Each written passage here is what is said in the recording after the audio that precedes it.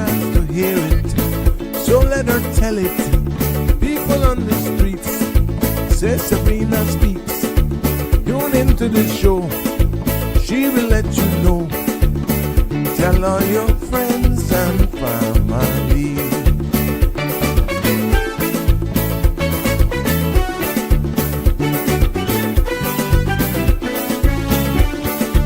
Real talk is no joke. You get the news straight up from grassroots and concerns. You can hear some people gone. So tell all your friends to tune in to Good evening, Cayman. I'm Sabrina Turner, and welcome to Sabrina Speaks, your daily dose of clarity, truth, and community insights. Every weekday from 5 to 6:30 p.m., we're tackling the issues that affect you, from national headlines to grassroots concerns. Whether you're in traffic or winding down your day, this is your chance to hear it straight and speak your truth. So buckle up, Cayman. We're not holding back. This is the show. We gotta let you know. Now we got to go.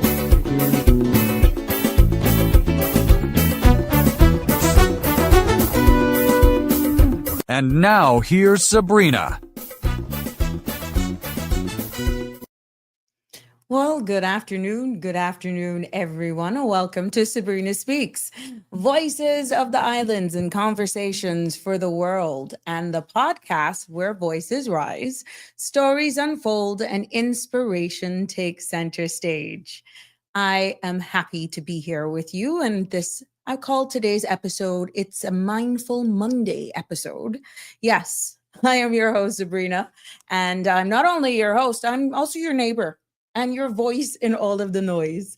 And today I'm hoping not just to, if you're not just sipping some afternoon tea or a little bit of coffee, I don't know, or maybe even an adult beverage, or scrolling the headlines, we're seeing what's happening around the world.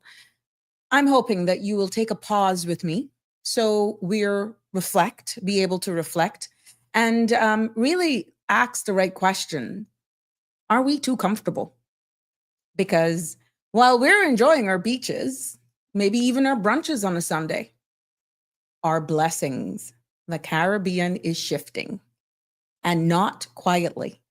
So the content you're about to hear here, including any discussions or opinions from myself, guests, or participants, is intended solely for general, informational, and entertainment purposes. It's not a substitute for professional legal, medical, or financial advice. So I encourage you to consult with a qualified professional for specific concerns. Sabrina Speaks disclaims all liability for any decisions or actions taken in reliance on the information presented here. And don't forget to follow, like, share, and subscribe so you don't miss an episode. You can follow me on Facebook. Just search for Sabrina Turner. You'll see the community activist. Click it. I'm also on Instagram at the @ the A with the circle around it, at Sabrina Speaks, the number 12. And you can find me as well on all CMR platforms. That's Instagram, Facebook as well, and on cmrtv.com. It is a pleasure to be back. I see you all commenting. It's always good to see you. I want to say big happy birthday shout outs to everyone who's celebrating a birthday today, who celebrated a birthday over the weekend, and whose birthday is coming up. I know that September is definitely winding down. Oh my God, how the time is going by so quickly. But special shout outs to my dear cousin, Stephanie McCoon, over there in the Brack. Now you can see that's a Brack baby, she's on the bluff. Yes, Stephanie celebrating her birthday. And, I just want to send her all the best wishes to her over there. I know she's had a rough weekend. We buried our good friend, Philip. I was not able to go over for that because I participated in another funeral here in Grand. But, good friend, Philip, may he still rest in peace. But Stephanie, happy birthday to you. I hope that you're having a good day, and that everybody, else who was celebrating birthday with their friends, you just give God thanks for sparing your life to see another day. And to everyone who's coming, like I said, upcoming. Yeah, happy birthday to you when it comes as well. Yeah, I like to celebrate other people's birthdays, but when it comes to me, I just pray I can dodge a bullet, so nobody just don't pick it up and I just go on with life, And then all of a sudden in the afternoon, everybody figures it out. But yeah, what's been going on? I hope that you've had a good weekend. I'm getting to you commenters. It's good. I see you through the corner of my eye. But you know what? Let's get some good news here. You realized on Friday there was a public appeal for Jeffrey Diaz Hernandez. Well, there is an update. Jeffrey, who was reported missing on Wednesday, 24th of September, over the weekend, presented himself to the Royal Cayman Islands Police Service and appeared to be in good health. Now, the Royal Cayman Islands Police Service wants to thank the entire public for their assistance. And like I said, I prayed for good news here for this one. And I'm just so happy that Jeffrey Hernandez Diaz is okay. And again, thanks to anyone who shared information, and thanks for him for just going there and presenting himself, presenting himself. So I'm happy that he's been presented himself and he's back with his family. And again, we have that's another praise for our community. So you see some other headlines as well, that the RCIPS is doing this road safety campaign as it pertains to persons pulling trailers. And it's an appeal really for construction workers and landscaping companies who may have these trailers or these, I guess, little boys that are converted into whatever it is to carry debris and garbage. And we see that a lot of times they do not have indicators or lights so that you would know if you're behind them, where they're turning, that sort of stuff. Lots of times they're not properly covered. And the police is doing a campaign on that. And this is not only limited, even though that particular campaign that has been popping up on your social media feeds so often is appealing to persons, and they're charging them, they're ticketing them for landscaping companies and construction companies.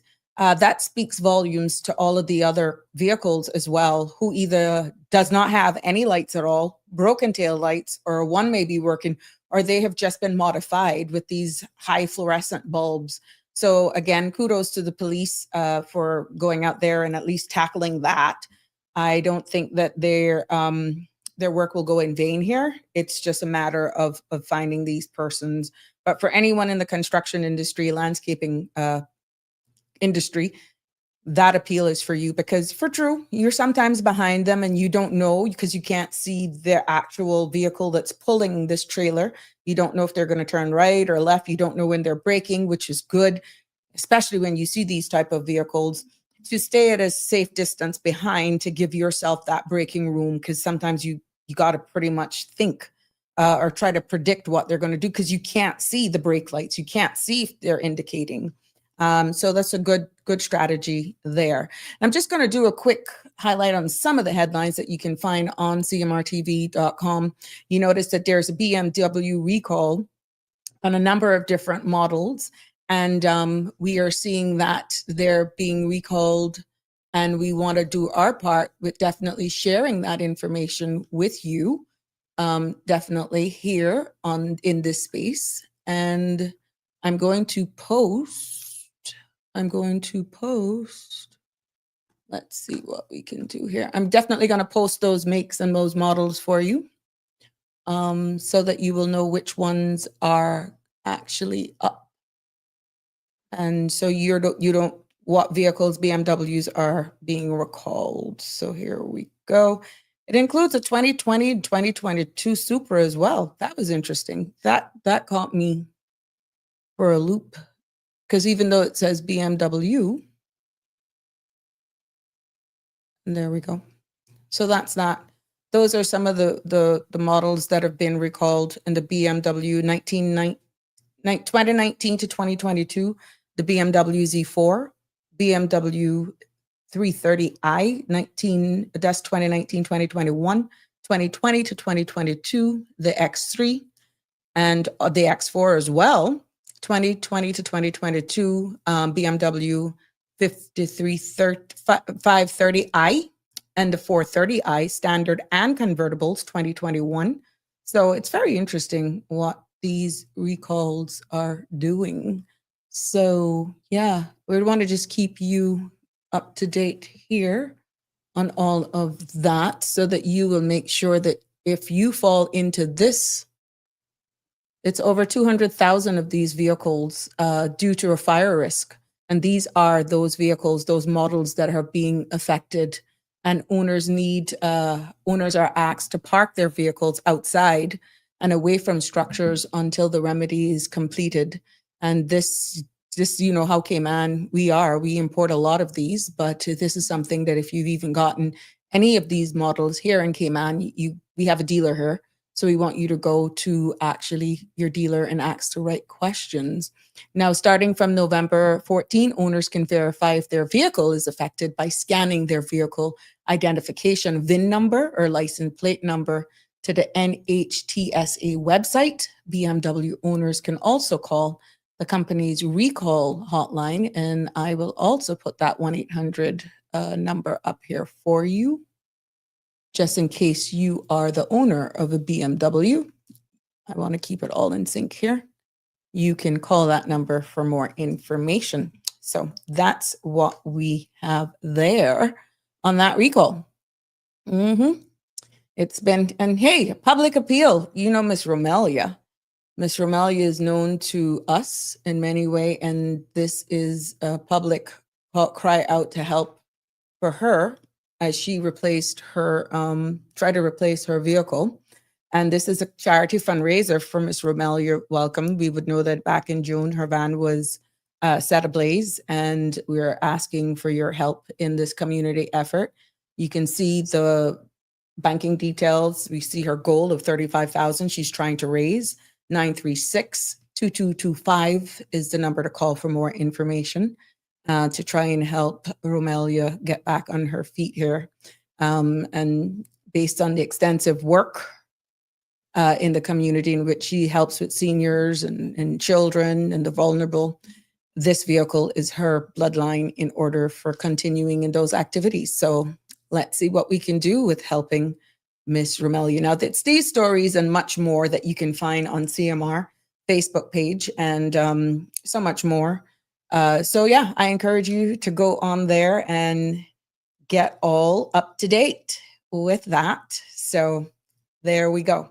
I'll be right back after this short message to actually acknowledge all of you as you go ahead and like, share, and tell your friends to come on board for another episode of Sabrina Speaks. We'll be right back after this message.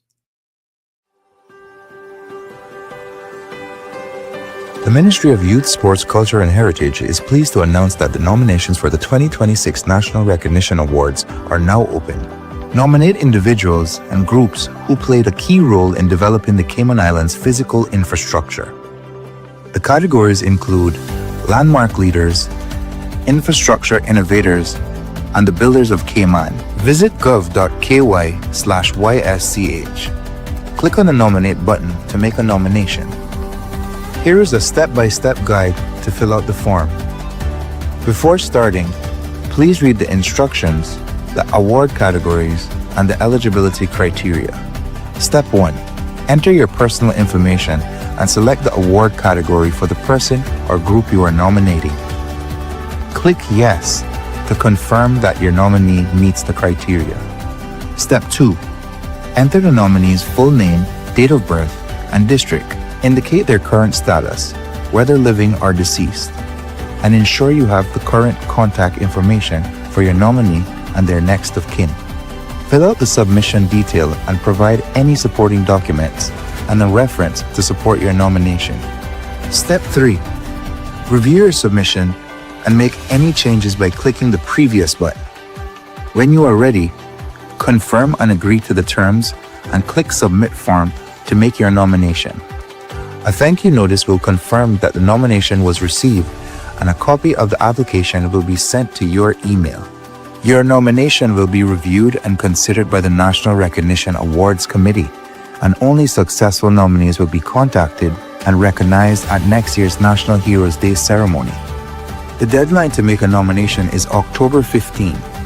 Remember, you can submit multiple nominations or browse our frequently asked questions by visiting the National Recognition Awards tab at gov.ky/YSCH. We look forward to receiving your nomination.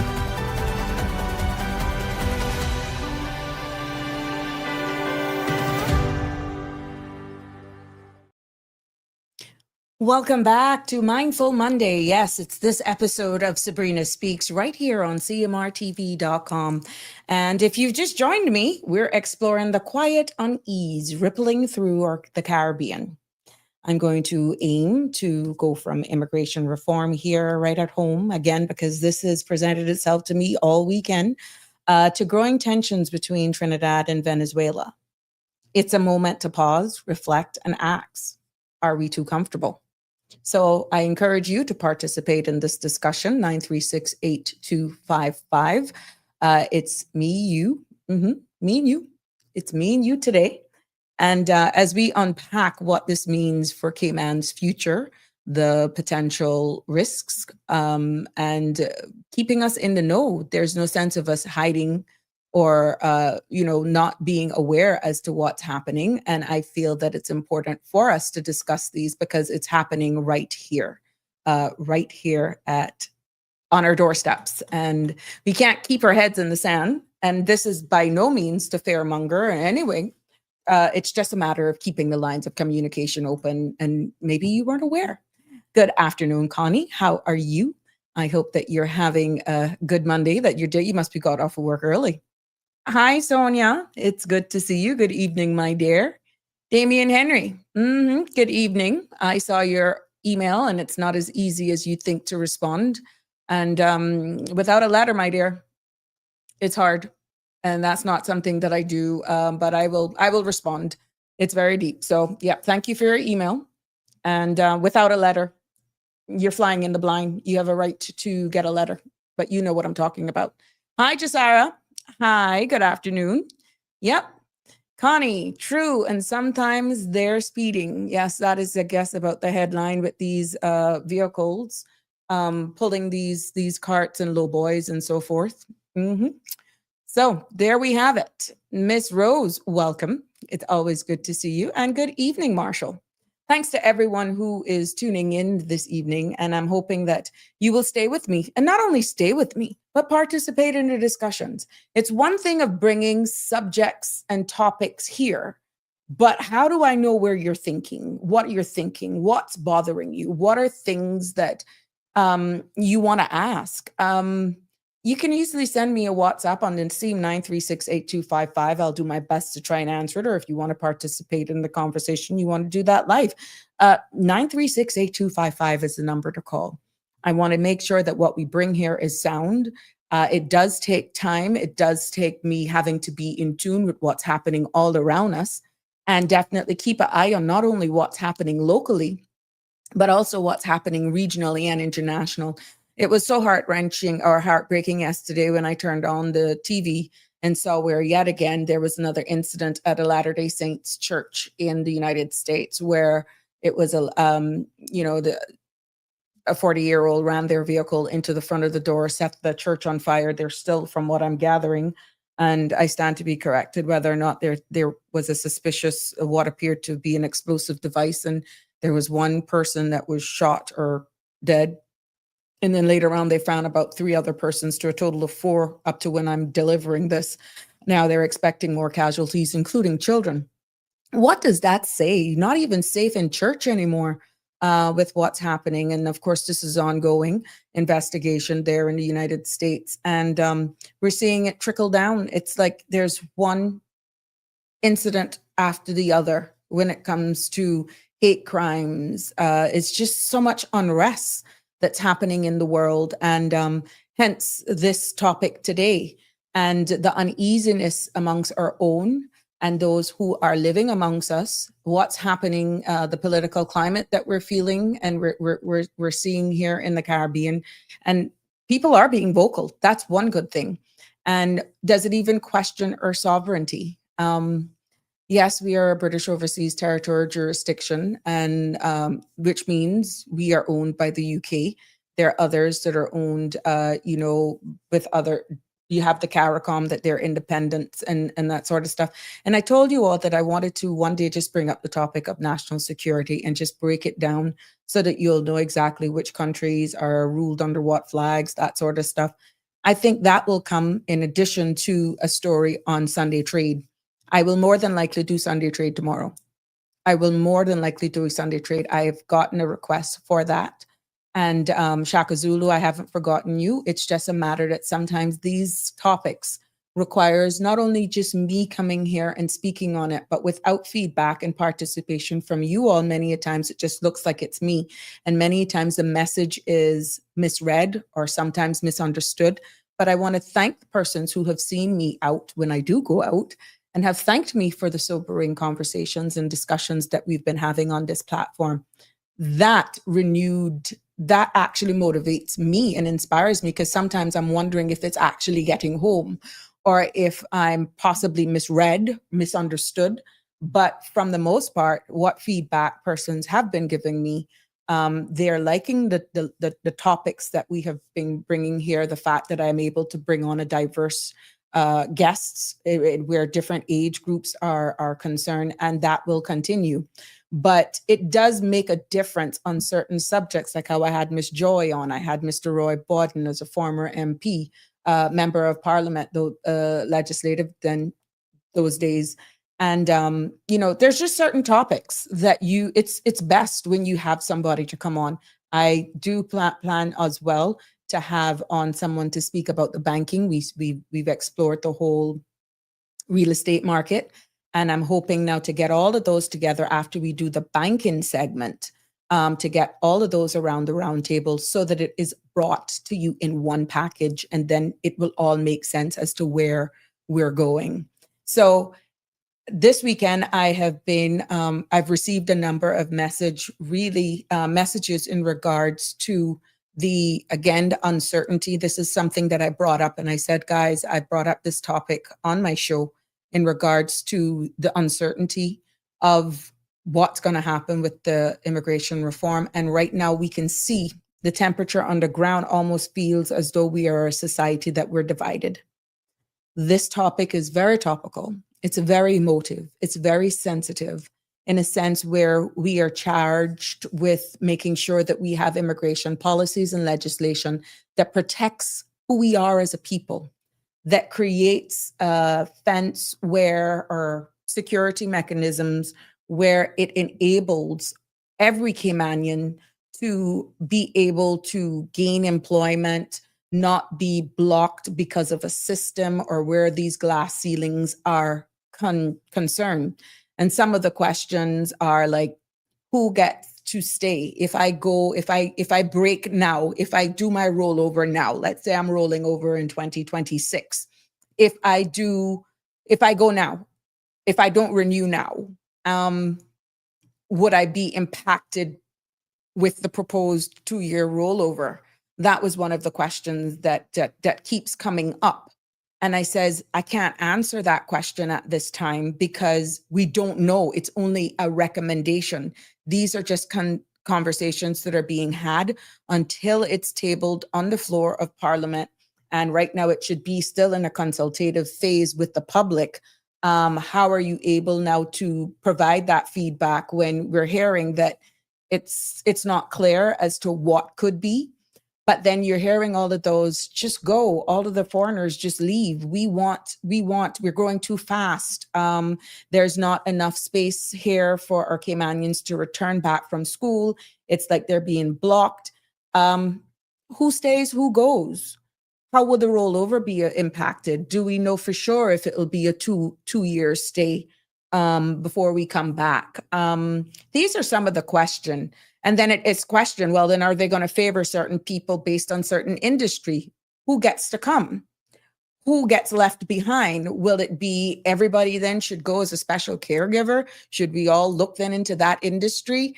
And then, these are some of the questions. Then you have the concerns of some of our seniors who are worried then about their helpers or their caregivers, who may have changed employers before, not designated a special caregiver, but then would have reached their rollover before 3 years of being with their current employer. And then, so they're subjected to, so there's to roll over whether or not.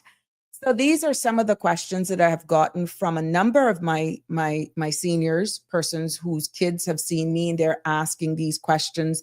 And it's, even though it may be specific to their household, it means a lot to them.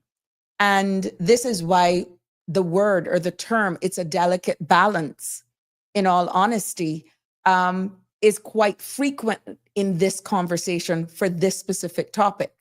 Now, we're not saying it's not time for once and for all we stop talking about immigration reform and just get it done.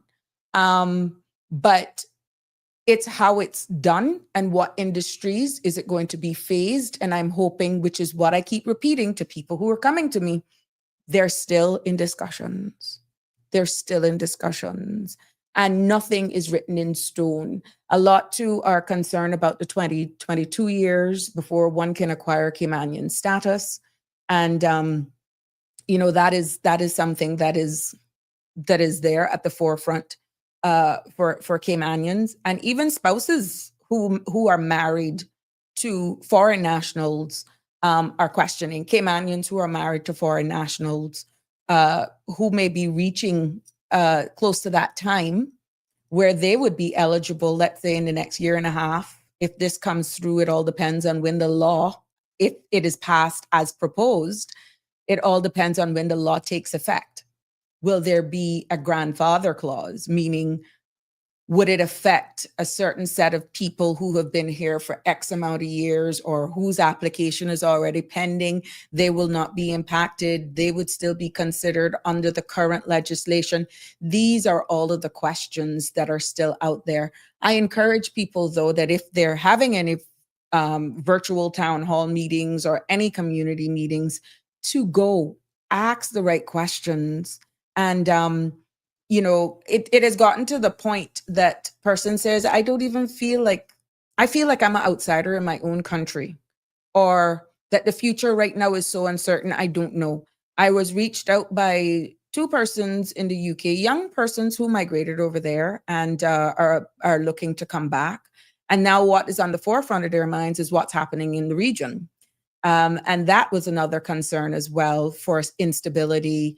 And I will go into that a little bit of some of the things we should be considering, whether or not it's going to be an influx of migrants as well from other countries. But we'll pause that, because that's something for us to consider as well. And, these are some of the questions that, as I'm in my position, I can't answer, because it's almost on a step-by-step basis. We're seeing where the $107 million to top up this government for them to be able to continue operating our country until the 31st of December was passed in Parliament.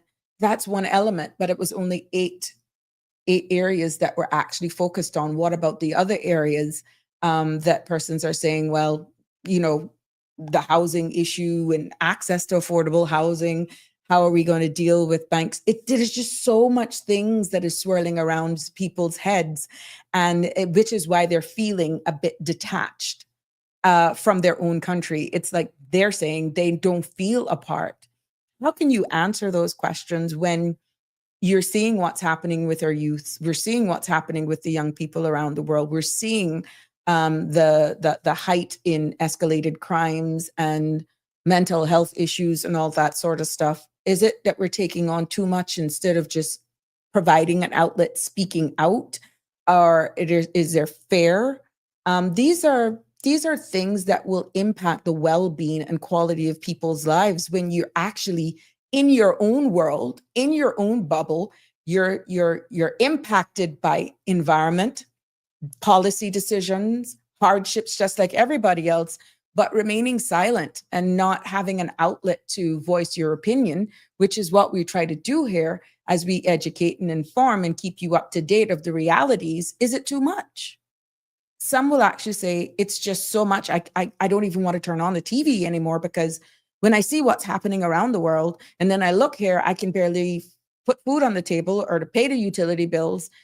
What's going to happen? And if you don't speak it out, so that our policymakers can actually hear exactly what you're going through and we do it together, then you can actually overwhelm yourself. So these are some of the things and why it's important for me to bring certain topics up here, hoping that the powers that be, will actually see and hear what's on your mind, how you feel. And, I often wonder when you hear some of these questions, pretty much what was one moment that you can really realize that you felt how fragile, possibly you can be or we can become, even here in our own country. And if you've ever had to fight for your right to stay or work or belong, what was that like even in a work environment? So it's not only Caymanians or foreigners that are impacted by immigration reform, going back to that subject, Caymanians as well. We're seeing the threat of AI. We're seeing the environment shifting where people are scaling back. And like I said, no one knows what's going to happen in the region. We have a caller. Good evening, caller. Welcome, and you're live. Good evening, Sabrina. How are you? Hi, I'm fine, thanks. Had a good weekend? Boy, I don't even want to get into that. Okay. What's on your mind? With all this tension between Venezuela and Trinidad, right? Mhm. It feels like it feels like the Caribbean region could shift quickly. Hey. My question to you is this, right? Mhm. Cayman's immigration system is built for work permits and rollover, not for a sudden surge of people fleeing unrest. If that day came, do you think that our leaders are prepared not just to protect Caymanian jobs and housing, but also to show compassion to our regional neighbors? Or are we too comfortable assuming these crises will never reach our shores? Stop right there. The unfortunate incident that happened with Clifton Hunter High School, that's how prepared we are. Which is why it's concerning me.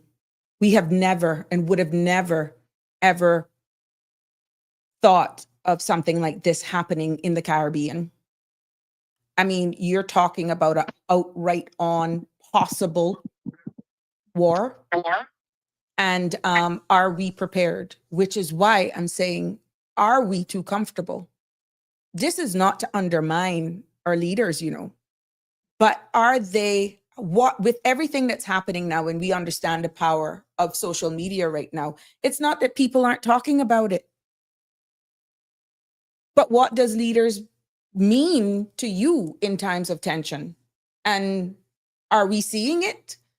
I mean, when you look at it, people are even scared to make their living out on the sea by going fishing because of what's happening right in our waters, right?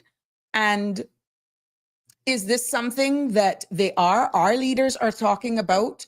Is there something that they have their hands on the pulse and they're meeting in silence and to avoid creating any panic, any fear? But you can't stop what people are seeing on social media and YouTube, and you're seeing it every flick you flick. So to say that that's a good question. I'm not aware that we even prepared for this, because if you looked at the Cuban migration here, can you imagine multiple countries doing that at one time? And there's military presence, outright industries for certain jurisdictions that is at risk for their utility grid, their agriculture, their water. People could just be fleeing from war. You understand? Are we ready for that? We are associate members of CARICOM. Would those jurisdictions then only go straight to other CARICOM countries? Or would we be a friendly neighbor and consider taking them on temporarily? When you see what happened with the civic centers, and do we have anywhere, first and foremost, to put these people should we receive a huge influx? Caller, no, we don't. We don't even have enough space for ourselves in the event of a hurricane or a natural disaster. Can you imagine putting that on top of what could actually become a situation in the Caribbean, that all of a sudden we're hit with an influx of people from other countries that we're not accustomed to their culture? These are the Well, questions, callers, that we really need to ask. And it's not for fair. It is true. They're sound questions. well, let me play devil's advocate, right? Mhm. Honestly, I prefer to play the devil pro bono, but um, You always have a way with words. but I mean, yeah, I hear what you're saying. We can't say everyone, but playing devil's advocate, Mhm. um, wouldn't ignoring our neighbors when we have the means, quote unquote, have the means to help undermines Cayman's values? I mean, preparedness and compassion aren't necessarily opposites, right? They're two sides of the same coin. Mhm. Mhm. It would definitely put a different light on who we are, especially on rest like this. But we have to also know what we're able to take on. Is it a case where then we will say, just like how you deal with foster kids of our own kids, would some people be willing to take some of these families that have been displaced because of war? If we don't have it, I mean, this is where we need to be thinking. And then you're looking at some of the issues that we're currently facing right now in our own. We're trying to deal with with budgets. We're trying to make sure that we can fund social welfare of our own people. Could Cayman become a destination for fleeing migrants because of this unrest? Is that now something that they need to look at in this budget cycle as a reality? And then how can you budget for it if it's not something that we've really prepared for at this magnitude that it could become? If my memory serves me well, caller, I saw where Maduro had says that he was going to call Christmas early being October 1st.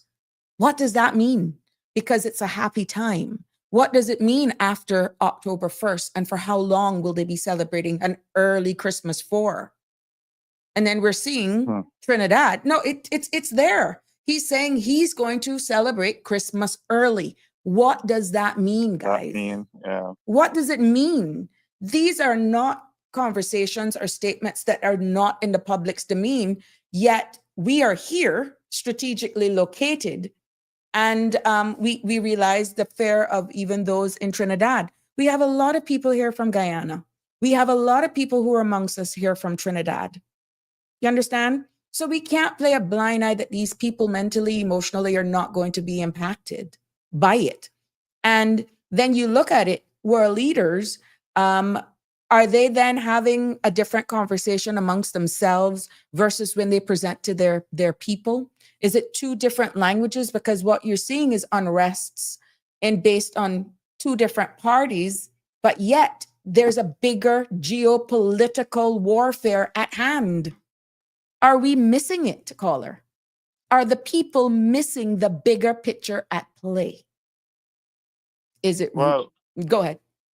Well, my question to you is, right, I mean, couldn't we as a country have some sort of liaison framework between CARICOM and the UK?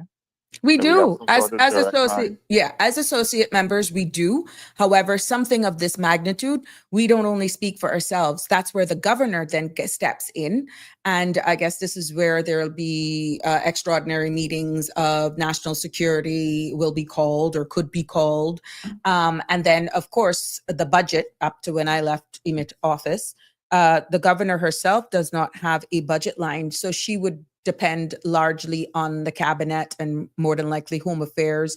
The regiment, it is now falls under the Royal Cayman Islands Police Service to have a specific funding that could actually, if we have to bring in special persons, now would this be a case that it would be paid or it's a part of the relationships that the UK have with the British Overseas Territories jurisdiction? Remember, we're not the only one. Bermuda is also there, but we're looking based on proximity to Jamaica, based on proximity to Haiti, to Puerto Rico, that is the US. We're looking at proximity to Belize, Brazil, Panama. So don't think that we're immune at all. And go ahead.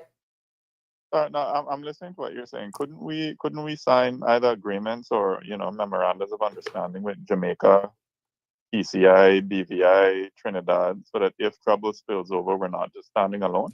I'm quite sure all of those MOUs and understanding would be in place, and dialogue in this case, because we're a British overseas jurisdiction, that would be at the forefront of the governor, of course, with the support of her cabinet. And just like how we can help our brothers and sisters in natural disasters, hurricanes, unrest. Remember, we have assisted in sending our Royal Cayman Islands Police Service and even members of a regiment to assist in cleanup. After Mass, there was an unrest with, I think, a prison that all these people had gotten out of a prison. I don't feel it would be any less or any different should anything like that go on. But here's the kicker. What if some of the jurisdictions that there is unrest and persons are fleeing from are not necessarily on the same side as the UK? Think about that. Remember, we are UK. Do we then automatically fall into this geopolitical storm, as you want to call it, because we are UK? Is it a case where, just for example, we understand Venezuela is not right now in the best light of the United States. Trinidad is now playing game with the United States. But what if it's Venezuelans that are fleeing here? Because Cayman has says we're going to support in combating narco-terrorism, whatever. Where does that put us? These are some of the... It can put us at risk of being quote-unquote, just because we are labeled as a BOTC, or just because we're labeled as the UK. Where do we stand on a national stage because we are not independent? And then where does, you saying with Jamaica and all that, where do they stand? Are they pro-UK? Are they pro-US or somewhere else? What if they're in cahoots with other countries that are not aligned with the UK? These are some of the conversations and questions that are sound to ask, because then we live in here. We could just be doing it from the goodness of our hearts, but then these are the conversations that happens at the higher level that we don't understand on the ground level unless we engage in discussions like this that gives people food for thought. I think I hear what you're saying. And you're right to talk about that, because I mean, we don't want to be seen as harboring, quote unquote. It's human. It's human. Mm-hmm. Right. I do think that Cayman, in the event of something like this, would have to walk a very fine line. But we're not independent. We do exactly as we are told. So what are those marching orders? Right. What are those marching orders? We can't pretend that we're separate from Britain's foreign policy. Correct. And if the UK is at odds with a country, we have to respect that. But at the same time, ordinary people fleeing hardship aren't political pawns. They're human beings. Mm-hmm. Perhaps, I don't know, I'm just throwing this out there. You could have like a temporary protection framework in that would help.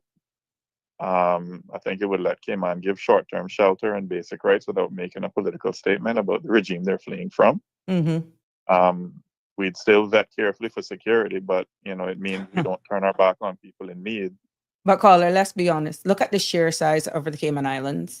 Our resources are finite. Our immigration system is already strained, and yet we pride ourselves on compassion, Caribbean unity. But are we really prepared? Because there's some key questions that came up in just you and I in our exchange that we don't even know where we stand with what's happening, because for some reason we're quiet about it. I know it just sucks. But we can all do our share, our part, like what we are doing right now. And Aliano, we're talking about the conversation just came up about the tensions between Trinidad and Venezuela, and where we actually are positioned here in the Cayman Islands. Should we receive an influx of migrants fleeing because of the unrest? And are we ready, be it legally, socially, or even emotionally? Because we're seeing its emotional toll, because we're just trying to deal with our own housekeeping. And now this is happening around the world, so or in the Caribbean. So caller, I was just answering a Facebook comment. But yeah, Sure. it is this is additional funding that we have to have. Remember what had happened. God forbid if this was to even happen, would they be processed to seem as even the Cubans that were allowed to roam freely? This is a total different type of game that, well, not even game, I should say. This is a total different type of migration that we're dealing with, because when you're hearing about power grids in Trinidad that's pretty much in a line of sight of Venezuela that they can just take out with just one shot, this is how deep their conversations are going. That is big. That is big. It's similar like when you're in Spot Bay on a calm day, you can see the cane fields in Cuba burning, right? It's even close. Yeah. Oh yeah. Cayman back east. You can see the smoke from the cane fields on a calm day. If you go up on Long Beach, you can see it. Certain parts of Spot Bay, you can see it. That is no different, and it may be even closer when you look at Venezuela in comparison to Trinidad. And you may say, well, she's going there, but what the heck? No, we're not immune from this humanitarian possibly crisis in our Caribbean that is known. Oh, only wars like that can happen on the other side of the world. It doesn't affect us. It's not going to affect us, but it's here. That's Pollyanna thought. Yeah. Exactly. We got another call in with you, so you can stay on. I just want to bring in that other caller. You can stay on though if you want. Good evening, caller. You're live. Welcome to Sabrina Speaks. What's on your mind? Good evening, Sabrina. Hi, good evening. Thank you. Thank you for discussing this. Yeah, I was noticing all the warships from the U.S. heading down south. So it's about to get nasty, it looks like. But yeah, we had Caymanians go to Isle of Pines. We've had them go to, Hold on a second for me, Lisa. 1 second. I'm just getting breaking news that there's a fire scare at the hospital. That's the Cayman Brac. All patients, etc., are outside. So this is just breaking news. I will keep you up to speed with that. That there are reports of a fire scare at the hospital. Patients and staff are currently outside. I'll keep you up to date as this information comes in. Please continue. Well, hopefully everybody will be okay and they'll get that sorted out. There's one breed of people that I know, civil servants, that definitely kept us going through some tough times. They're firemen, and I applaud them, take the hat off them, and I actually salute them. Going back to the subject, we do not play well with the Cubans, even though we have a lot of bloodline members that never came back here. And even though we have a lot of people in Honduras as well that our bloodline are hitting there, and family members, they didn't come back. Some of them are too old, some have died. We don't really play fair with a lot of those countries, but we are willing now to take other people here that we don't even know who they are, what they really are, whether they're coming out of prison, whether they're rapists, drug dealers, or whatever. I say no. We do the same thing. If we don't help our own, which may have bloodlines like in Cuba or in Honduras, we don't need anything else. But this is what I'm going to say. I'm going to say exactly what was on the campaign trail. My people must come first. Our jobs are being taken away. Our homes are taken away with no compassion. We have a breed of Caymanians that are at the top. And when they look at other Caymanians that are coming in, some of the women feel jilted, or maybe they have a sexism against working with women, or is it that they're whatever cult they're in, they feel that we shouldn't help our own? Because that seems to be something that was either bought or played or sprayed in the air, that we just don't want to see and help a lot of us up anymore. So we're importing Africans. We're importing the Filipinos have a huge hole. We've got Jamaica. We've always had Jamaica because we were already underneath Jamaica, but they got a bigger hole than more of our people. And when they get in all of these nations, they look out for their own. So there's mama, grandma, grandchildren, grandfather. The Britishers did the same thing. And none of them are willing to help our own. Look at what our legal fraternity is. We have a law school that have been teaching our own kids to become lawyers. But yet in the workforce out there, it's being dominated by British Canadians, and they don't want a lot to do with our own people. They will not give scholarships. They will not help. You want to help those, this is my suggestion, you want to help those that may have to run and be asylum, then we better do a Quantico here. And then what we need to do, we see all these nonprofit organizations, we had $104 million that went through in 2024 to help. Let's get those people to take on the responsibility, not the Caymanians. My civil servants will not punish, because I will say it again, without our civil servants, there's not a country. And we will not understand that until we get something times twice of Hurricane Ivan, and then you will know who the people are to call. Sabrina, let me tell you something. We are in a dark phase in Cayman, and a lot of our Caymans are sitting back and believing that this is a new election and that things are not changing. I am begging my people to look at what is happening in the United Kingdom.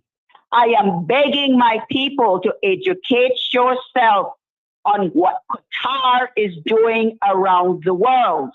I am begging my people to see the people that are in charge. They are not white. They're not British. Not that Payback doesn't deserve to come back. In a way, for all of the raping around the world and all the pillaging around the world and taking what was not supposed to be done. But I am begging my people, all of those that believe only white is better, let me enlighten you. Moses, Abraham, although I don't know them, never met them, majority of those people were Black people. We are the ones that brought so much education to the world, and those books have been destroyed. That knowledge has been destroyed. It has been taken over by all of the white people who believe they are superior than us. And in the Caribbean, majority of us have come or derived from slaves and ancestors who were taken across from the Atlantic and everywhere else. But we have this prejudice against us that we have a little brown skin. We believe, oh, we're not Black. I beg to differ. Call Henry Gates. Let him do the blood work for you. Let him trace your bloodline, who does all the stuff for the movie stars, and then you will really know where you came from. We need to stop the prejudice. We have to be prepared. Yes, we can get refugees, but like I said, if it's going to come, let the private sector deal with it, or let some of our nonprofits deal with it. No, but as a country, Lisa, with what's happening, and what if it was something happening here? What would be, something that we as Caymanians would expect our neighbors to help us? I mean, proximity matters. No, I'm not saying we shouldn't help. I'm not saying that we shouldn't help. What I'm saying is the government cannot afford, with all the issues it's having now and everything that is coming online, for us to become guinea pigs. With the digital system, with our banks taking away our money, with our banks wanting to push us out of our homes when we don't do what they want. It's a total control system. And I'm begging my people to please read, study, go back and see what is happening, because it's coming. Hold on one minute. Can't get out of it. Hold on one second. What I'm saying is, Lisa, one second. The other caller that was on that I merged with you just wants to wrap up his thoughts, and then he will leave you. So just allow him. Just stay on. Okay. Caller? Hi. Yes, sorry. Your final thoughts. Yeah, no, I hear the concern that the other caller is saying, and, I agree with her. Caymanians must come first. Our jobs, housing, our well-being can't be ignored, but I just feel at the same time, we also have to remember that people fleeing danger are human beings, not just numbers. And I think that goes back to your wider point of why we need proper reform. That's why reform has to be more than just new laws on paper. We need surge capacity. We need extra trained staff. We need faster triage system. And we need clear temporary protection rules. Otherwise, immigration officers will be asked to do the impossible. And both Caymanians and refugees will lose faith in the process, right? To me, it's not about choosing between Caymanians and refugees. It's about being prepared so that we don't have resentment on one side and suffering on the other. Cayman has always been a community built on helping neighbors, and I think we can put our people first and still show compassion. Anyway, I'll leave you guys there. Thank you. Thank you so much for that. Lisa, 1 minute. I just got a picture in from the BRAC. Just to let you know that right now we've gotten reports that there is a fire scare at the hospital and all patients and staff are currently outside. I will bring you more images as I have, as this more information comes in regards to this. So I hope everyone there will be safe. This is just coming in. It's a developing story. This is a picture of outside of the fire truck. You can see the fire truck there, that there is a fire scare at the Faith Hospital in Cayman BRAC. We have no information, so this information is coming in as we speak. Go ahead for me, Miss Lisa. Continue. Thank you for your patience. I quite agree with your caller that we can always show compassion. That is exactly who we are. But let's just take a look back at that.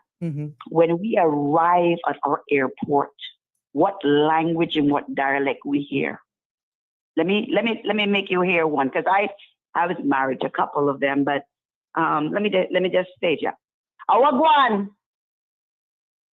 Hello. Okay. Not hello. Welcome to the Cayman Islands. We go customs and we go into everywhere. We are the minority. Okay, so this is my ending to the young man that just finished to say that we should have compassion, because we've had compassion. We've opened our doors and we've let them in, and many at the top, our own, and many others have forgotten about us. That's why we're in the trouble we're in now. All I'm saying is it's time to do a reset before all the billionaires destroy everybody by 2030. It's a reset. What happened to 2030? To put our people first. What happened in 2030? To do our training. Oh, it's a long list. I don't want to go there yet. Okay. But put it this way. I want to see that every young Caymanian that want to get a home, that all of those people that have land and are starting to open up to sell, let's make sure that we get it. Our government don't even have a bank that we can actually invest in stocks and bonds. Let me tell you what else. CUC, with my father and many others that went to sea, they were the ones that had many of the stocks. They were encouraged to sell them, or because of something or the other they went away and sell them. Now, we are suffering for that because we're no longer in charge. The ones that get the big guys, politicians that have been there, have big shares in it. All I'm saying is that it should be a fair and equal chance. If it was me running this country, every school, every mutual fund, every trust, every investment firm will be going into my schools to teach my children how to invest. Okay? So that we may be able to have something to rely on. Every company want to do construction here. What Jim Button put in place, that 5% to make sure it goes back into our emergency revenue, they must pay it. There will be no more concessions. If you don't like it, then leave. And the bottom line is we need to have our people well trained. We will not listen to what I'm saying now and many others that may come on. But I give you another 2 years. The Lands and Survey Department, our monetary authority, and all the Caymanians that are pushing us and saying, we don't want to help none of our Caymanians anymore. I want this one from Barbados, and I want this one from Jerusalem, and I want this one from Nigeria, and I want this one. They're going to bring sister, brother, aunt, cousin, friend, and everybody. And sooner or later, every Caymanian will be without a job. And those families are going to hurt. And guess what? The same politicians that have allowed it, or officials that have allowed it happen. Let me tell you what's going to happen. They're going to get out. The ones that they gave, all of these foreign nationals they gave permanent residence in Cayman status still, they're going to be the ones that come in. And when they come in, they're going to look out for their nationality. They're going to look out for their children. They're going to look out for their companies. And you know who is going to be on the line? We can stop it, and we can stop it now. We have time. And I'm telling my people again, rise up and demand meetings from our young government to keep you abreast of the truth and nothing but the truth. Hold them accountable. Hold them accountable with a vote of no confidence if they're not going to do it. Let us walk together as sisters and brothers. I don't care if you hate me. I don't care. So long you stand with me and fight for my country and your children and grandchildren. I have none. I lost mine. I am willing to fight for my country. I'm willing to stand with those that put us first. I am willing to open my door to give food, water, and direction to any nation. We have done it before. But when it comes that we are now the minority and we are now already heavenly burdened, I say no. That's what I say. I say no. Go to other countries that are bigger and that may be able to help. Not the Cayman Islands. A commenter, and Lisa. Take the burden off of our government. A commenter is asking that you be given a kaboom. Yeah, that is my 2 cents. And thank you again, Sabrina, for helping to enlighten the people, because a lot of us don't even understand what has happened and what's about to happen and what is all these things are being planned for us. Well, but you see, it's funny that you said. It's funny that you said it ties into your conversation. One of the subheadings that I wanted to engage in a discussion with this evening is leadership.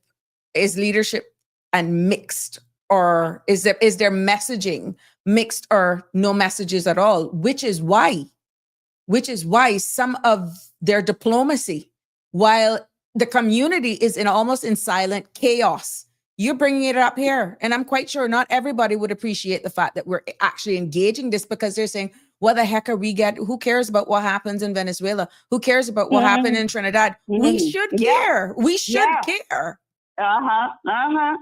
Okay. What I want to tell those, you know what I want to tell those people right now? Those same ones that are going to come after you and I. Make a trip and ask our Honorable Deputy Governor to give you a tour to all of the departments in the glass house and count the Caymanians you see in every department. Go through everyone. Everyone in the government departments. Go through it and see what we're already facing. And if you don't have the sense then to wake up and realize what is already happening. But Lisa, then that begs the question. Are they saying one thing amongst themselves at the highest tier and saying something else to the community? Is it a strategy? Is it secrecy? Or is it a failure to communicate? It's always strategy. And at the end of the day, it's always about money. Sabrina, it's always a strategy to play like we're doing what we said we were going to do. But there's always the second side, because money is always at the top. Well, in this particular case, with geopolitics so topical. With geopolitics. They can never fool me. Lisa. They can never fool me. With geopolitics money so topical. And greed is at the top. But with geopolitics so topical, do you feel informed, or are we left in the dark? We are in the dark. That's what I just said. And I asked my people to demand. At a funeral this weekend, I had so many people come to me and say, we don't know what's going on. We're reading things and we're seeing things, and look at the mess England is in. And we got children over there. I said, well, I hope that my Minister of Education wrote letters and made sure that each one of our children, especially the young women who are British and getting raped left and center in the United Kingdom, and nothing is being done about it because of the nationality running there. I would hope that they have point A to go to if something happens, and who to call for point B, not just their family members. I would hope that we are looking in and making sure that we have all of these things in place. Because I am worried about my children. I have a niece over there that is a doctor and treated to be a doctor. And she's on her third or fourth or fifth year. And I'm saying to myself, I worry about her. Her sister just finished a year ago, but I'm worrying about her. And I'm worried about all the others that just left. What I'm seeing in London. Listen, that's not being hid anymore. That's all over national news. America, everywhere, it's all over national news what's going on in the United Kingdom. But for those who are not in tune because they're not living there, I'm hearing a sense of panic. I'm hearing a sense of fear. Can you consolidate, be as concise as possible, what is happening? We are knowing the migrants from Africa. We're hearing the disparity. We're hearing even some prejudice that are coming in play. All of that is there. All of that is happening. But also we see where the British House of Parliament, we have British MPs barking up and calling out the system because young girls are being raped. It's televised. And these are young British girls because they're not part of a certain religion, as they speak, or quote unquote speak. So I am saying, I want to make sure that my girls that left this country, the Cayman Islands, are okay and they know where to go to and who to turn to, because that needs to be done. If you all don't do that, let us call for meetings in each district to address all of the issues that we have at hand. Housing, the children abroad, what is coming with the digital ID, and really where this system all comes from, because I want the pyramid to be shown.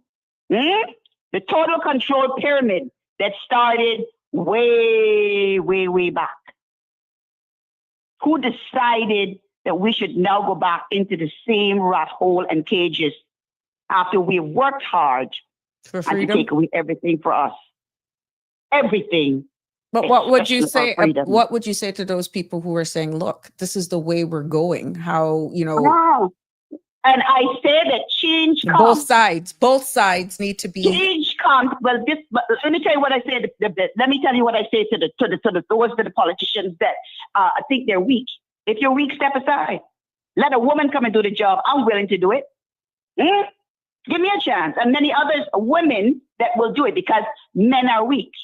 But what would you say to That's those? That's what I'm saying to the other side. And what I say to the other side, which is my people, I said, let us get informed. Demand meetings so that we may be well informed. Not one meeting. Let us have a meeting in every district and call it so that we will understand where we are heading. But for those who are not that in tune, Lisa, they may say you're a conspiracy theorist. No, but they can say anything they want to say. I'm just saying. BBC. I watch the BBC World News. Okay, and this is one person that started in the 80s. I know where the pyramid starts, and I know where it falls, because, like I said, I had family members that joined the pyramid. So you're not playing with a conspiracy theorist. What's a pyramid for those who want to keep up with the conversation? I don't know what pyramid you're talking about. Well, guess what? I'm not going to go in. That's a topic for a different day. All right. I'm just telling my people to watch the BBC World News. Watch what's happening there. Watch all of the talk shows that is happening. And the members of parliament right there calling out different things. And ask where Cayman is going with it. Well, because we already hear that we call the police when we have elderly being hurt and nothing is said. They're being told that there's not. We've got kids still going into school, or people past or present going in with guns. We have people that we're finding out in our schools that are going after people and raping them, young children still raping them. Listen, there's a lot of cleanup that needs to be done. It's a lot of cleanup. That's why I've always said when you become and you're going into the House of Parliament, you have a minister to run it. But I do believe that you need to have a crew under the ministry that helps to clean up some of these things in the community and back to the ministry and the chief officer and the deputy governor so that matters can actually be resolved. But they refuse to do it. Some say district councils. No, I don't want district councils. I want people that are civil servants that have the authority of law and people like lawyers that we could use to say, look, this is what the law says when we go and we're addressing some of these issues. Let me give you an example. Mr. J is in charge of planning and housing and whatever. I say, give each ministry their own amount for them to do their own housing in each district. Because at the end of the day, Mr. J might get everything done. He might only get North Side done. Okay? West Bay also needs to be done. What about Georgetown? We are one of the biggest district and the capital. We've had a bunch of homes, a few homes in Windsor Park. That is it that we've had for Georgetown. For God's sake. We are the biggest, and we all, even roads, hardly fixed. Come on, Sabrina. What will tell the truth? Let us ask them to show us their bank accounts. Let us ask them to show how many pieces of land. Let us ask them to show how many condos they have with all the concessions. Then and only then. Because let me tell you, whatever you acquired, that belongs to the people, not just you and your family. It belongs to the people because you worked for the people. And until we're, like I said, until we're willing to change. Caller? You go back to where you were because we lost you there. Until we begin to change is where we lost you. Constitution needs reform, strong change. Okay? So that when we see all of these people getting this and that and this and that, we will know. Because let me tell you something. If we go back and we research lands and survey from the 80s, then the 90s, then the 20s, you will see who owned land, who got the chance to buy land and to take land. You will see also how many condos people own, or how many parcels of land people own, or whatever else that comes around when the election is that is allegedly done, or allegedly bought, or allegedly given. I say, by law and constitution, you need to declare it. Anything in your 4.5 years or 5 years or whatever, how long it's going to be, you need to declare it to our people so that our people can see what you... But you declare it every year. No, that's what I'm saying. You have to show it all. I mean all. Well... Publish the bank account, publish the land survey register, the land registers, publish everything. What Don't you're go asking to people and say, I pour and play in people's face and say, I don't have this, I don't have that, but yet you got this, you got that, you got that. No. I guess what I'm trying to get from you is that they're declaring, but they're not declaring honestly. Well, that's what I just said, baby. Put it in the Constitution where there's no ins and outs about it. You must do it so that your people can see with their eyes and know for sure what you have. Because remember, you promised a lot of things on that election trail, and a majority of those things are not delivered for 4 years and 4.5 years and 4.5 years and 4.5 years. Look at, we don't have police stations throughout our districts that should be in order and be able to run. Each police department should have satellites and radios and should have their own marine teams to go and every part of the island to catch whatever may be coming in here that's not supposed to be coming in here. That's one example I'm giving you. Okay? We have so many of our complaints that people are not listening to. There is sexual assault. There is bullying. There is political overreach, doing what you feel like you can do, and doing anything you can do to people's children and don't think you can be held accountable for it. Defamations of character, framing people. These are the kind of things that people kill for worldwide. Okay? We need to change our constitution to make sure we are having a clearer picture and more integrity and honesty. That is what I'm saying. But say from a petition or referendum called by the people, it takes political will, caller. And if it is not a priority, constitutional because change. You know what? We are sitting back believing that this Cayman that we're in now is the Cayman in the 1970s and the 1980s. Not realizing that we're on fire. We're on fire. We're on fire, and they don't even realize it. We're on fire, right? And we're in danger. But Sabrina, on a pleasant note, I want to say I would love my people to just get more involved. I want them to educate themselves and understand exactly what's happening. I want them to also fight and tell our governor and our deputy governor that we need to see more Caymanians in jobs, and those that are the bullies at the top, remove them. Remove them. Now, this is bullies from the operational arm, aka the civil servants or the leaders. Civil service, and listen, no politician has the right to come in there and make people's lives difficult. They can move around one or two people, yes, if they want to, because if they're working right in the middle of it. But when they do it, our governor and our deputy governor would say, look, I have children, which is what he does. He has 2 children. And just like I want people to respect them, I want people to respect other people's children. Because like I said it before, when you're disrespecting people's children, you are disrespecting their lineage, their mothers, their fathers. Okay? And that should not be. And we've had so many complaints of this, but yet it has never been handled the right way. Never. And we keep barking for it. And I'm saying to the civil servants, only unless you all stand together in unity will change come. If not, sooner or later, all of the Caymanians will be through the door, and every other nationality will be sitting where they were sitting.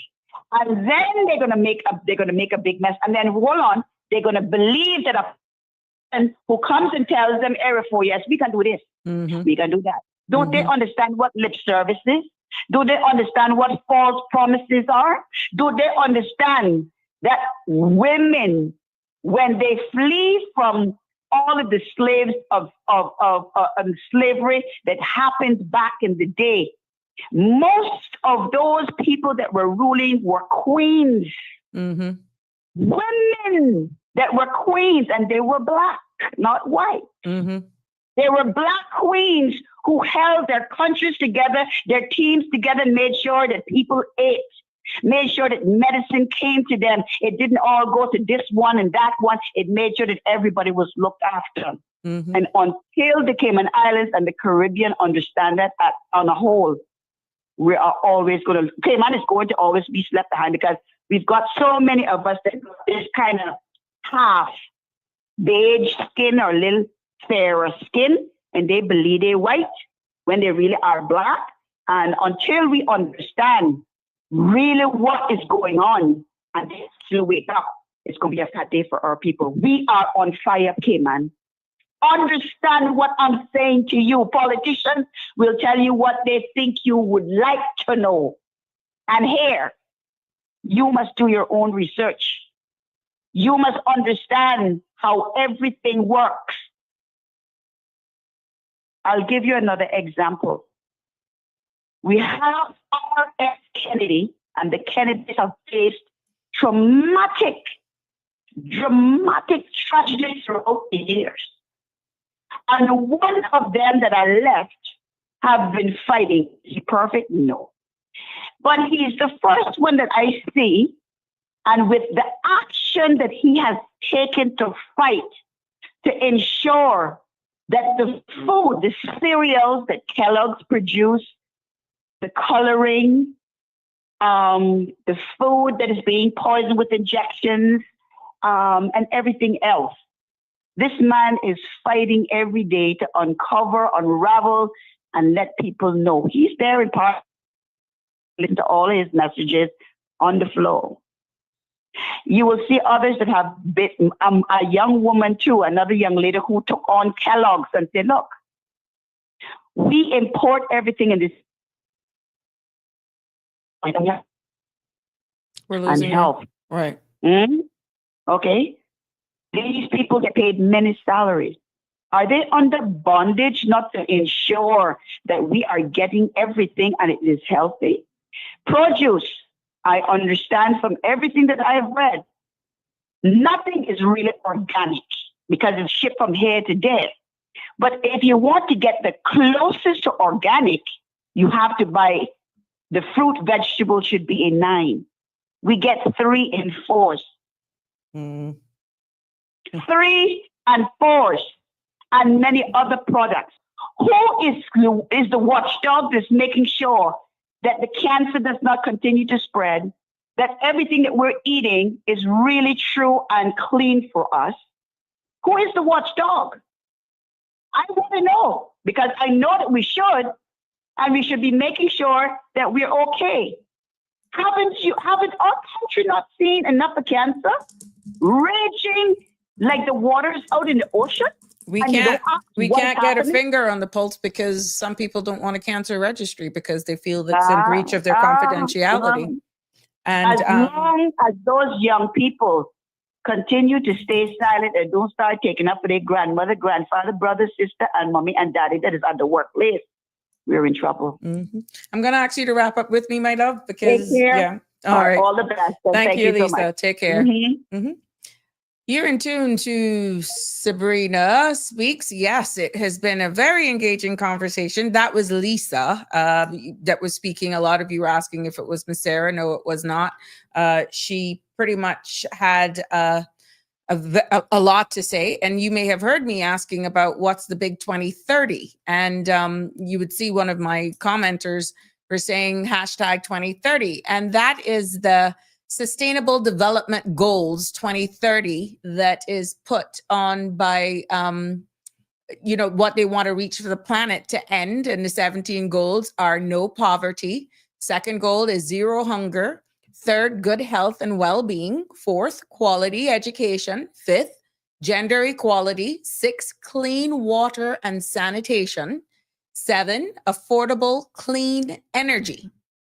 8, decent work and economic growth, which would shows an incline. 9, industry innovation and infrastructure. 10, reduce inequalities. 11, sustainable cities and communities. 12, responsible consumption and production. 13, climate action. 14, life below water, which is where our marine comes in. 15, life on land as well. And 16, peace, justice, and strong institution. And 17, partnerships for the goals. Now, there are on each goal, you can go in and you can read more as to how that is going to be achieved. These are set out on there. And if you go Google and you hashtag 2030, it will tell you all of that. And it goes from one thing onto the Sustainable Development Goals from the United Nations. It breaks it down and it goes into the sustainable development for what the world, the adaptation of transforming our world by 2030. And they're both sides on this, saying it's a way of controlling the way we live, who will not, what you would have access to based on what you subscribe to. Some persons are actually calling it the mark of the beast. And this initiative was adapted from in 2015 by the United Nations with a set of these 17 sustainable development goals to be achieved by the year 2030.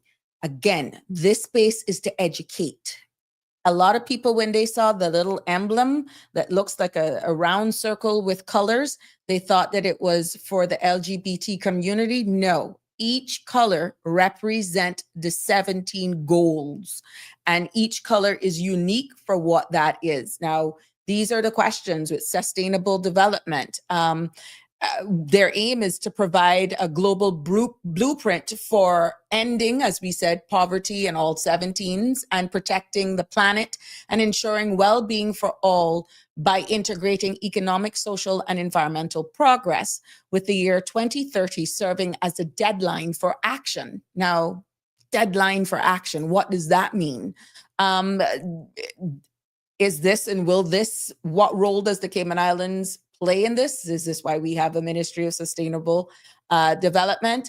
And another significant mention is Saudi's vision for 2030, that's Saudi Arabia, a program to diversify the Saudi economy and society. Now, we can go into this as a total different subject. I know some of you are waiting for this as an outlet because you will all have your view on it. And this is why the importance of having the conversation as well in regards to the digital ID is rather topical. Now, like I said, I don't mind bringing up the topics, but I need your participation. And it would be good to have both sides of this. Is this a way of the one world order? We're seeing where some of our very own regional jurisdictions are doing business with Saudi Arabia. We're seeing it. That's a total different show. I can break it down. Again, where does the Cayman Islands stand? Where does the UK stand on this? We've heard our king. He's big into sustainable. He has a huge thing for marine and conservation and just being smart and being aware of we only have one planet. It would be interesting to actually get that out there as a national blueprint. What do you want, Cayman? Do you want us to be a part of this? Are we going to be left out? Will that be the diversion where the people of the Cayman Islands says we don't want no part of that because we don't want to be controlled. We don't want this. We don't want that. Who put this down that we have to adhere to 2030? Well, if the UK is on board and we're still a British overseas jurisdiction, then guess what? I don't think we got a choice. The real Michelle Teresa, spot on caller, on fire for sure. Judges paid by bankers to steal trust funds. Some run away to London, but it's too late. Some mothers going to jail. And we have Denny, a rat trap offers free cheese, right? You will own nothing and will be happy. Hashtag 2030. And Denny, thank you, because I pulled it up as Miss Lisa was speaking. I wasn't being rude because you can see I was listening to her. I was able to tell her where I lost her and everything. But again, these are some of the topics that, yeah, some people may be fearful of having, or are we sending the wrong message? It is here for everyone to actually see and educate themselves. And, even though people may say the year 2030 is a target date for achieving these ambitious goals worldwide, where does the Cayman Islands in the scope of things be considered in that definition of worldwide? Are they going to just, as a BOTC, a small island development state, would our independent voices as the Cayman Islands voices, which we're represented by Her Excellency the Governor, aka our leaders that are our mouthpieces in Cabinet Caucus, representation there, Minister for Home Affairs, Foreign Affairs, all of that sort of stuff. Where do we fit in? Does your individual collective voice matter in this case? Are we on board with this 2030 deadline? Do the individuals of the Cayman Islands stand a chance for their voice to actually be heard? And pretty much the year 2030, simple meaning, is exactly what it is. And this vision, you heard me say about the Saudi Vision 2030, all thanks to AI, of course. Thank God for that. A government-led program launched by Saudi Arabia to achieve economic diversification and broader societal development. That's what their vision is, and their goal is the vision aims to reduce the country's reliance on oil, expand its economy, and foster social and cultural changes. Now, that's their vision. So I implore you to educate yourself, Go and research some of this stuff. And I don't have a problem bringing it up here in a more layman context, but you can see how big this is. I was presented with some of this back in the day, but you expect, if this is going to be a national discussion, you don't want to make it seem as though some of us are speaking in code and others are getting it and some are not.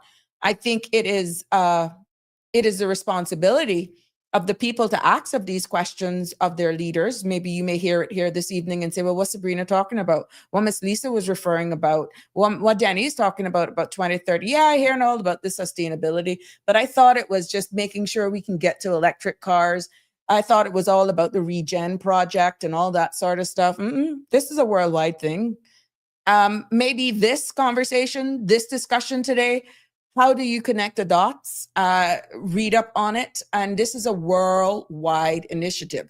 Is this on our way to one currency? Will the big countries have the power over each one's quality of life?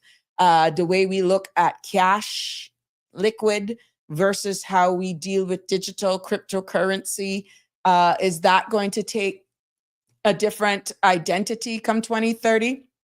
Is your country, because I know this is being listened to by persons from all around the world and in the region, if you're hearing your country's doing lots of work and maybe got loans from Saudi Arabia, where does that put your country?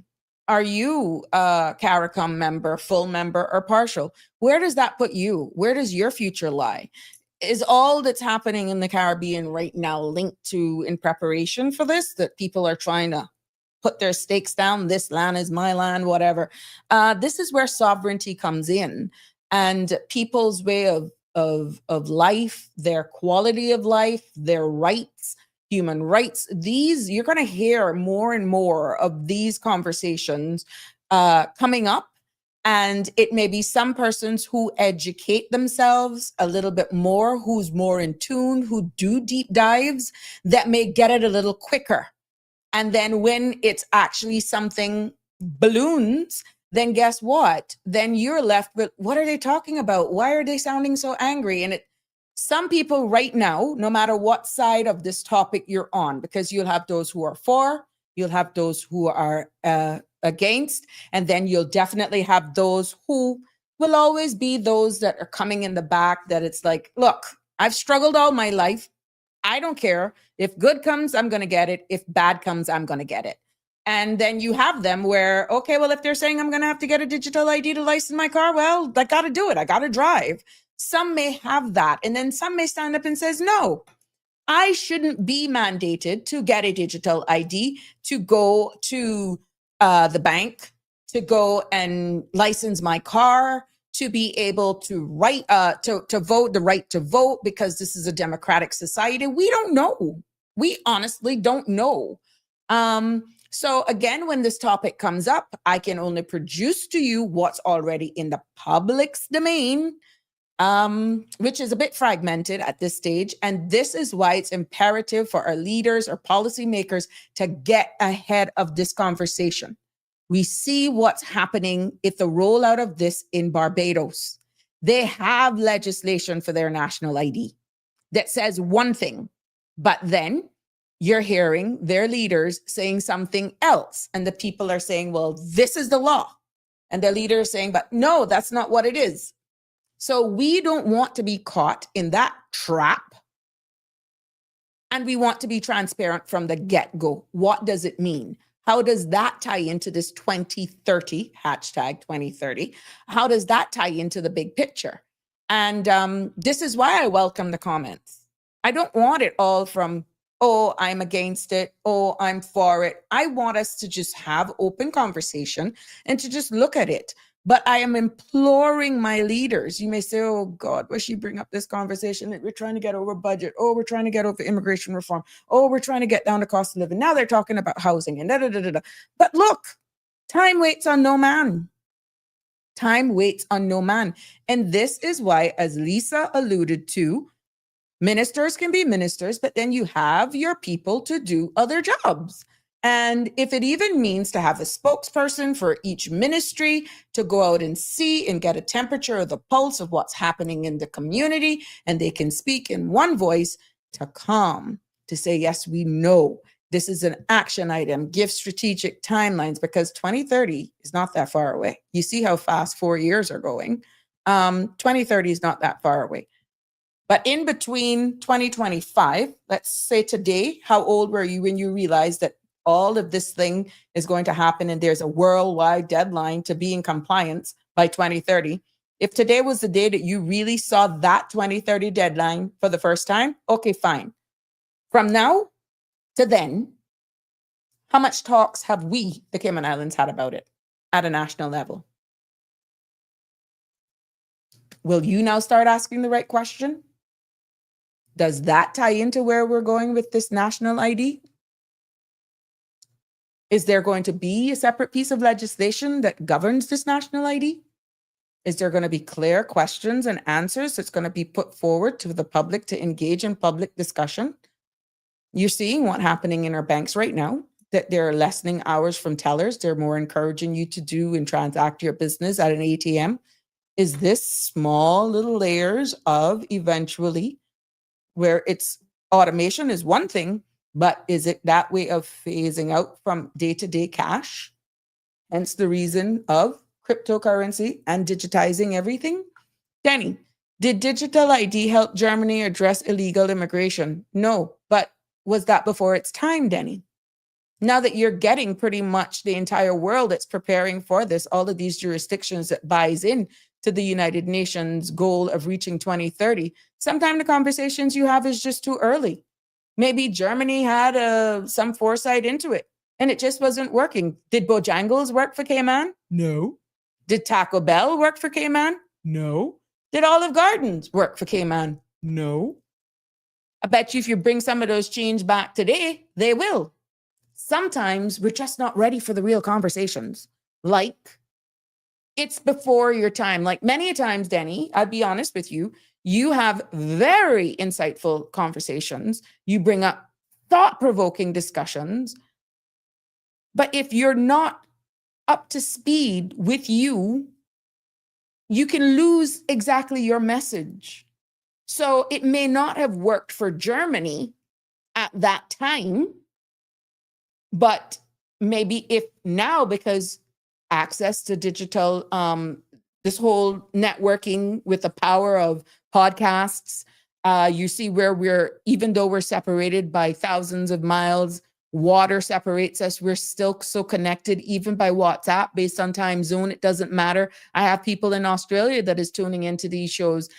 Nothing separates us now when it comes to dialogue and connectivity and having the discussions. I'm quite sure that can happen. Pandemic taught us that we can be unified. We've had full-blown conferences from the comforts of your home, and you can reach the masses. And so I'm thinking that maybe I can look into that more. It didn't work for Germany because they were probably just too early. But look at where we're headed now for 2030. Is that the only benchmark that you're going to use to say that it will not work for Cayman now? I feel we need to really look at the bigger picture, Danny, and see exactly where we are actually in the pecking order as a jurisdiction, because we can't be speaking independent and we're not independent.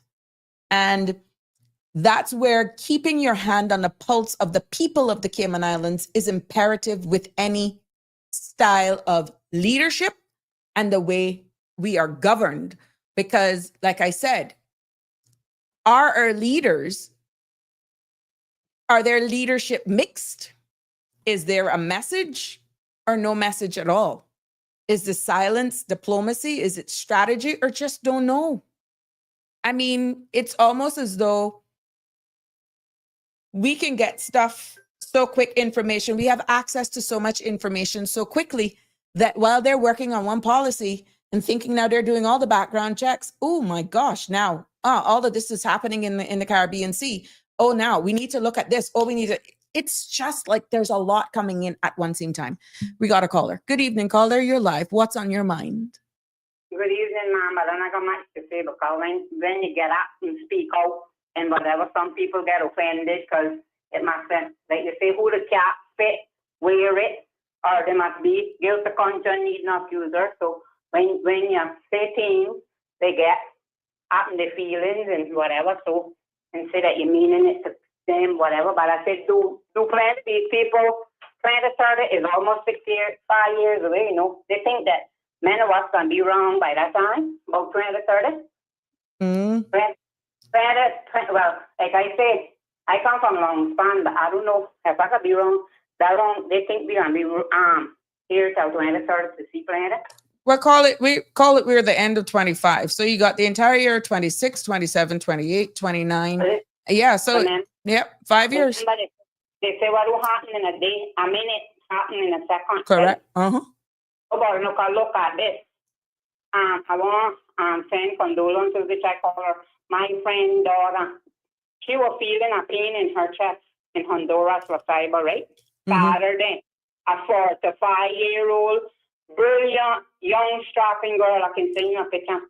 She went to the doctor, and they never gave her nothing. She was getting a heart attack, and she was buried after 2 this evening. Oh. Can you imagine? Can you imagine? Oh, my. When I called her mother last night, she was bawling because she used to call her Migorza, and she was named Vanessa. Beautiful girl. I think it's a 13 or 11-year-old daughter that she left.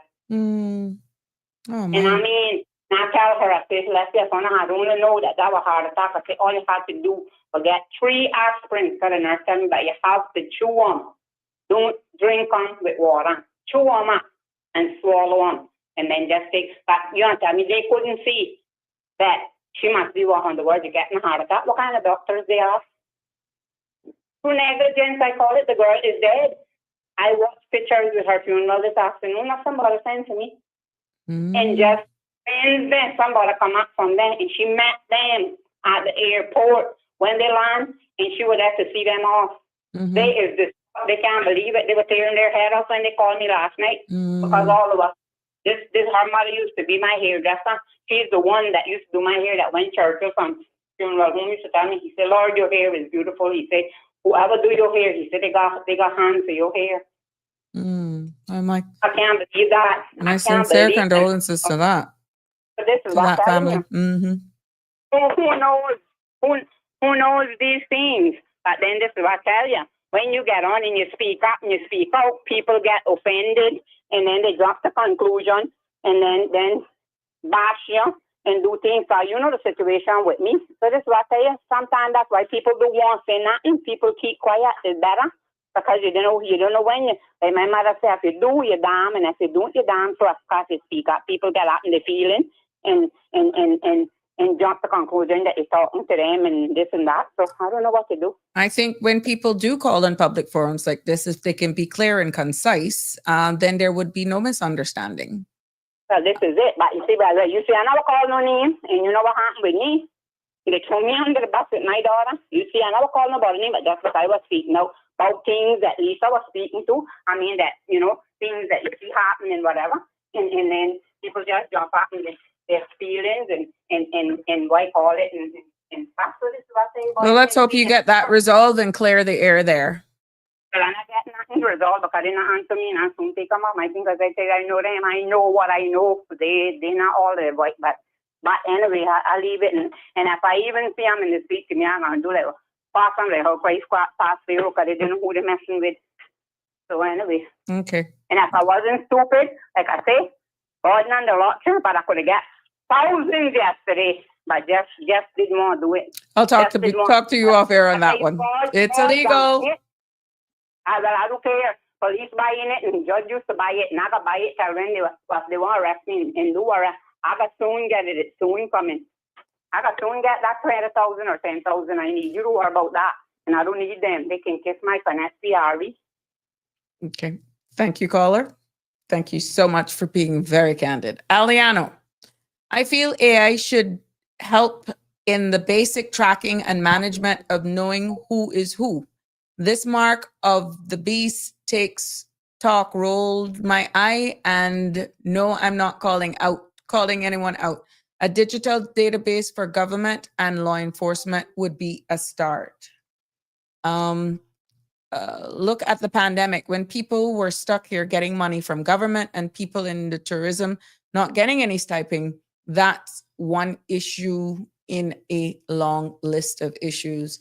Yes, there is a number of things, Aliano, but at the end of the day, if you're looking at going back to what we were talking about, the 2030 and the sustainability, according to what is envisioned, is that, you know, everybody would be living a better quality of life because there will be no poverty, zero hunger, good health and well-being. And, you know, we're all about preventative health here and quality education as well. So it's one of those things. Cleaner water and sanitation. Thank God we have infrastructure here but that's not the same for our brothers and sisters in the region and so many other countries around the world. We're grappling with gender equality here to a degree. We're hearing it spoken out by so many. And that could be a culture thing as well. What will be put in place in regards to that? Achieving gender equality and empowering all women and girls is not just the right thing to do, it's essential for sustainable development. And goal 5, focusing on closing the gender gap and ensuring equal opportunities for all. And this is now, when you're looking at how much progress have we made is the question. And that is significant progress in advancing women's rights has been recorded globally with 99 positive legal reforms implemented between 2019 and 2024 to remove discriminatory laws and establish gender equality framework, international commitments to advance gender equality and have brought about improvements in the same areas like child marriage and female genitalia manipulation have declined since this has been out in recent years, and women's representation in political arena is higher than ever before. But the promise of the world in which every woman and girl enjoys full gender equality and where all legal, social, and economic barriers to their empowerment have been removed remains unfulfilled. So again, this is just a snippet of what's under gender equality, and we're seeing our own speaking out about it here. Those are some of the things of the 17 goals that they want to reach. And that was just a snippet of gender equality that we were talking about. And how are we aligned with this as the jurisdiction of the Cayman Islands, and where do we go?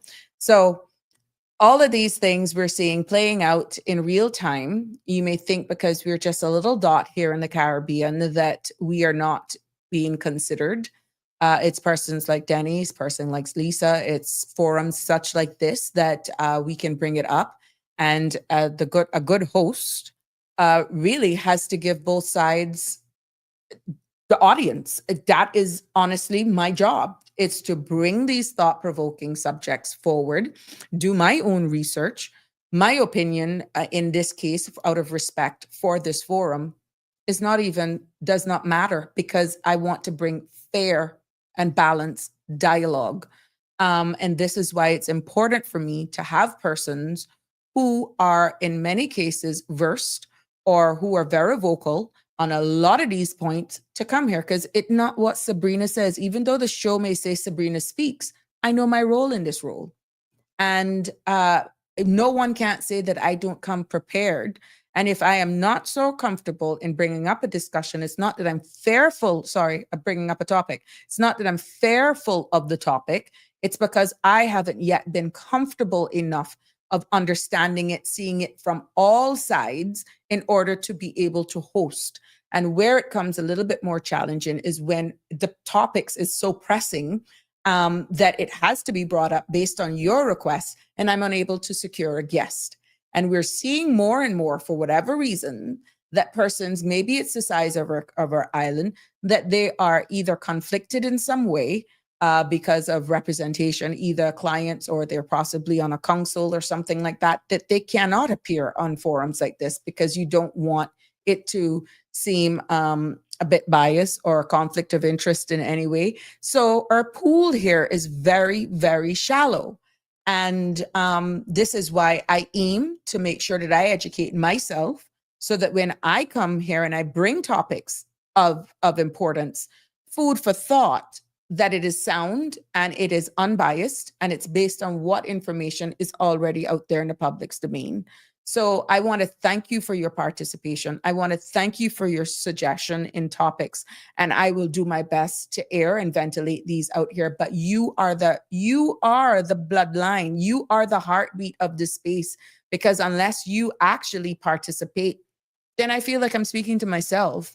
And I know I'm not, because of the feedback that I have been getting.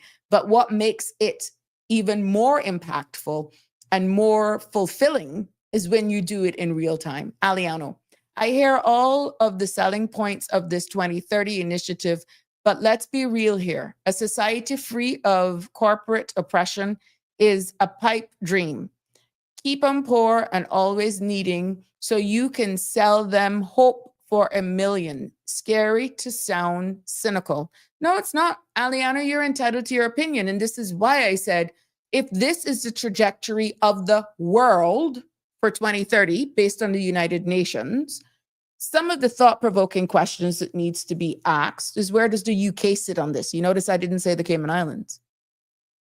Where does the UK sit in this? Because we are a overseas jurisdiction. Aside from that, if by the populace, the entire Cayman Islands is totally not for meeting these criterias or trying to put systems in place to adequately do our part as a jurisdiction by this deadline, then are we independent? Is that a topic that we want to embark on? Is that something that we want to consider? Those are the thought-provoking questions that one needs to ask, because I know that sometimes people are saying, well, it doesn't matter. My voice doesn't matter. I don't want us to go to digital ID. I want to have choice. I want to be able to walk into the bank, and I still want to have and feel cash. These are some of the, and I'm just merely scratching the surface. And if you want to go really, really extreme, would it then some people are saying in discussions, well, if I don't fall in line, they could bar me from getting electricity, bar me from getting water. Where's democracy there? Because I choose, I don't want to be a part of this. These are the discussions that we need to have. These are the thought-provoking conversations that should be had around a domino table. Even though that's an outlet for X to just breathe and just unwind. But these are some of the thought-provoking questions that you need to ask of your leaders, of your representatives. And how do we play into that? Where do we then fit into this whole sphere when it comes to all of our legislation modernization? Where do we fit into this whole sphere when it comes to sustaining our food supplies? Who are we going to do business with for sustainable succession? And these are some of the things that we really need to take into consideration. Good evening, caller. You're live on Sabrina Speaks. What's on your mind? Good evening, Miss Sabrina. I trust you're well. And I'm thankful, caller. It's been, me too. It's been a good day, so I'm grateful too. My 2 cents is I know the election is over. Mm-hmm. I know the government formed and the government has a lot of work to do. Mm-hmm. But I've always said from the beginning, when I became of age to vote, Mm-hmm. that a government is no good to the people Mm-hmm. unless it comes to the people. Mm-hmm. My problem is we need to start having district meetings now. I think the election hula hoopla has calmed itself down to what it is. Mm-hmm. And there is a government, regardless of what or who or what we think of it. Mm-hmm. It is there, and I hope it stays in place. Like I've said before, I hope that the hands that meddle do not meddle. Mm-hmm. But a government is the voice of the people, and we have given the government those who voted, because like I said, I did not vote this election, and that's my choice. Mm-hmm. Because I wanted to see changes first. But you can't have a government in this long and no one is addressing a critical part of governing this country. And we need our district councils. I'm sorry. Mm-hmm. The issue I brought to you about nearly 2 weeks ago now still continues with this madness in this neighborhood. Did anybody reach out to you? Because I shared it with... No one has reached out to me, and I'm going to put the ploy out again. The minister needs to find time to address what is happening, because if we had our district councils, Ms. Sabrina, Mm-hmm. I could go there and voice my opinion, or not my opinion, voice what is taking place. This is what the district councils are for. But do you know And now, even establishing an official, a legal, lawful district council for what is intended under the Constitution requires some amendment to the Constitution, just saying. Well, and that has, they I'm need just to do saying, something, it's just to educate you. Yeah. Yeah, I mean, whatever has to take place needs to take place, because we, the people, those who chose to vote in April, voted.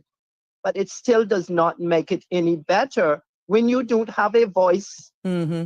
You have a voice to voice what you need, but look at how we have to go about doing it. You have to come to a talk show host to get something done in your district. It's not right. You know, what is it going to take for any government to listen that the people put you there, and we want our district councils? We want them because it is the people's voice when you're voicing to the district council what's taking place in your district.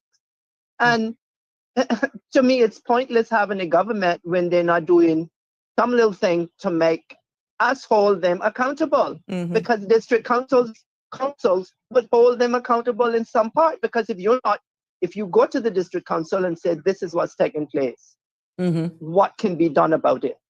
Then it falls on the district council to go to the minister to say, this is taking place. I understand we got a lot of things to deal with, but when the people don't have a voice, it's government. That's how it, because people here don't have a voice. When you go to the police on issues, the police just keep going back and going back and going back. And how long does some have to persist in a community, in a certain area in your district, before one of the neighbors goes off and takes matters into their own hands? We don't want that. We don't want to ever get there. Well, people get enough of it. And it is high time that whatever law has to be amended or fixed or changed in our honorable House of Parliament, that the 11 members of the government start doing something. And I would urge every one of them to put on their agenda when they go meet again to amend the laws for the district, because we need them. I can't get the MP that is in charge of my area. That's why I came to you. And all now, nobody has reached out to me. Well, I sent it on. Your MP.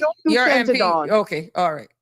But it's like, where are the MPs? Who is your representative? Just to make sure. I was told it was Mr. Rolston Anglin area. That's what Miss Catherine Ebanks Wilkes' office told me when they looked. Okay, well, I'm telling you, it was forwarded. Yeah, but when is something going to get done? Because the same madness, you had to call the police again this weekend for the same madness, so nothing not getting done. Well, if they think that the people out here are not pissed off and angry at what is taking place in these neighborhoods, you're crazy. You walk down the street and you smell the weed being smoked. Well, I'm not saying that one probably did not pass on the message to the powers that be, but it's now for the operational arm. Yeah. For them to understand, they need to be in there. They have been elected. So now it's time for them to start coming to the districts and having their meetings. And high time for district councils in to where constitutional district councils, because how those councils, how the councils are actually designed as well, that if you feel that they're not serving the people, actually then you get rid of them. But you can't if the constitution isn't changed, and they're paid positions as well. Yeah, well, then they need to change whatever. Yeah, I mean, there are some amendments I in the Constitution that would be required in order for it to be a functional council, as you've described, and what outcomes you would want it to be if one is failing their people. Then is what I'm saying. Because I mean, this is it's pointless to not fix it right, so the people will have a voice, because that is our voice. Our voice is going somewhere to trying to get something done. But when a citizen has to come to another citizen of this country on a talk show to try to get stuff, because this is all I'm hearing. It's not only your shows, it's not only Miss Sandra shows, it's Radio Cayman shows that I hear people calling and complaining. This morning they called and they complained about the HSA again, and this afternoon it was said again. That the elderly are being terribly treated at the hospital. They're not being looked after properly when they go to the hospital, you know? And our elderly are the ones that built this country. What are we doing? When are we going to understand that we do not disrespect or not take care of the people that built this country? We have lost our way as a country, as a little island nation, whatever you want to call us. Because when I hear children of family members on the radio going on about how their family members getting treated at the hospital, all a whole hour coming, you ask 3 times and the nurse not come to do what they got to do for the elderly patient. Yeah, it makes you wonder what is going on at the HSA, and why is the powers that's still there is still there. Why haven't some people been held accountable? District councils, we need our district councils, because the people, the voters, whether you voted in this election or not, need to have a voice. And I would hate to know that it does not happen in this 4-year term, because something has to change in this country. Something has to change. And the mentality towards us Caymanians, we have to start the change. We have to stop being afraid of how we are going to be called out or called upon, and whatever we are going to be called. Because when issues are affecting us, it affects us all. Because we, the people, want our voice. We gave a mandate, those who voted. The government is there. So now the government needs to be held accountable, because I don't see why they can't take an hour or 2 out of their busy schedules of running this country and once a month have a meeting in their districts. And all of them come together, whether you are in the government or not in the government, on the back bench. If you're back bench, and then if you're in the government, but you are in a district, and if it is 4 constituencies or 5, all 5 of you or 4, you need to come together and have one meeting. Put the foolishness aside about being the back bench and the government. You are here to do the people's work. So the people would like to see all you in one place. They don't want to have to come to 4 different meetings in one district. They want all you in one place. You answer the questions being put to you by the public. Especially if you're a minister, understanding one's responsibility. So they need to come to the public at least once a month. I'm sorry. It is high time that we hold our elected officials, whether you're government or backbench. It is time we, the people who put them there, hold them accountable. We want meetings monthly. We want the commissioner to come to the districts more. I mean, I had to listen to finance committee over 2 days, Miss Sabrina, to get the answers I needed from the commissioner. And I must say he has a plan. But it should not have taken this long for the gentleman to come to the public with his plan.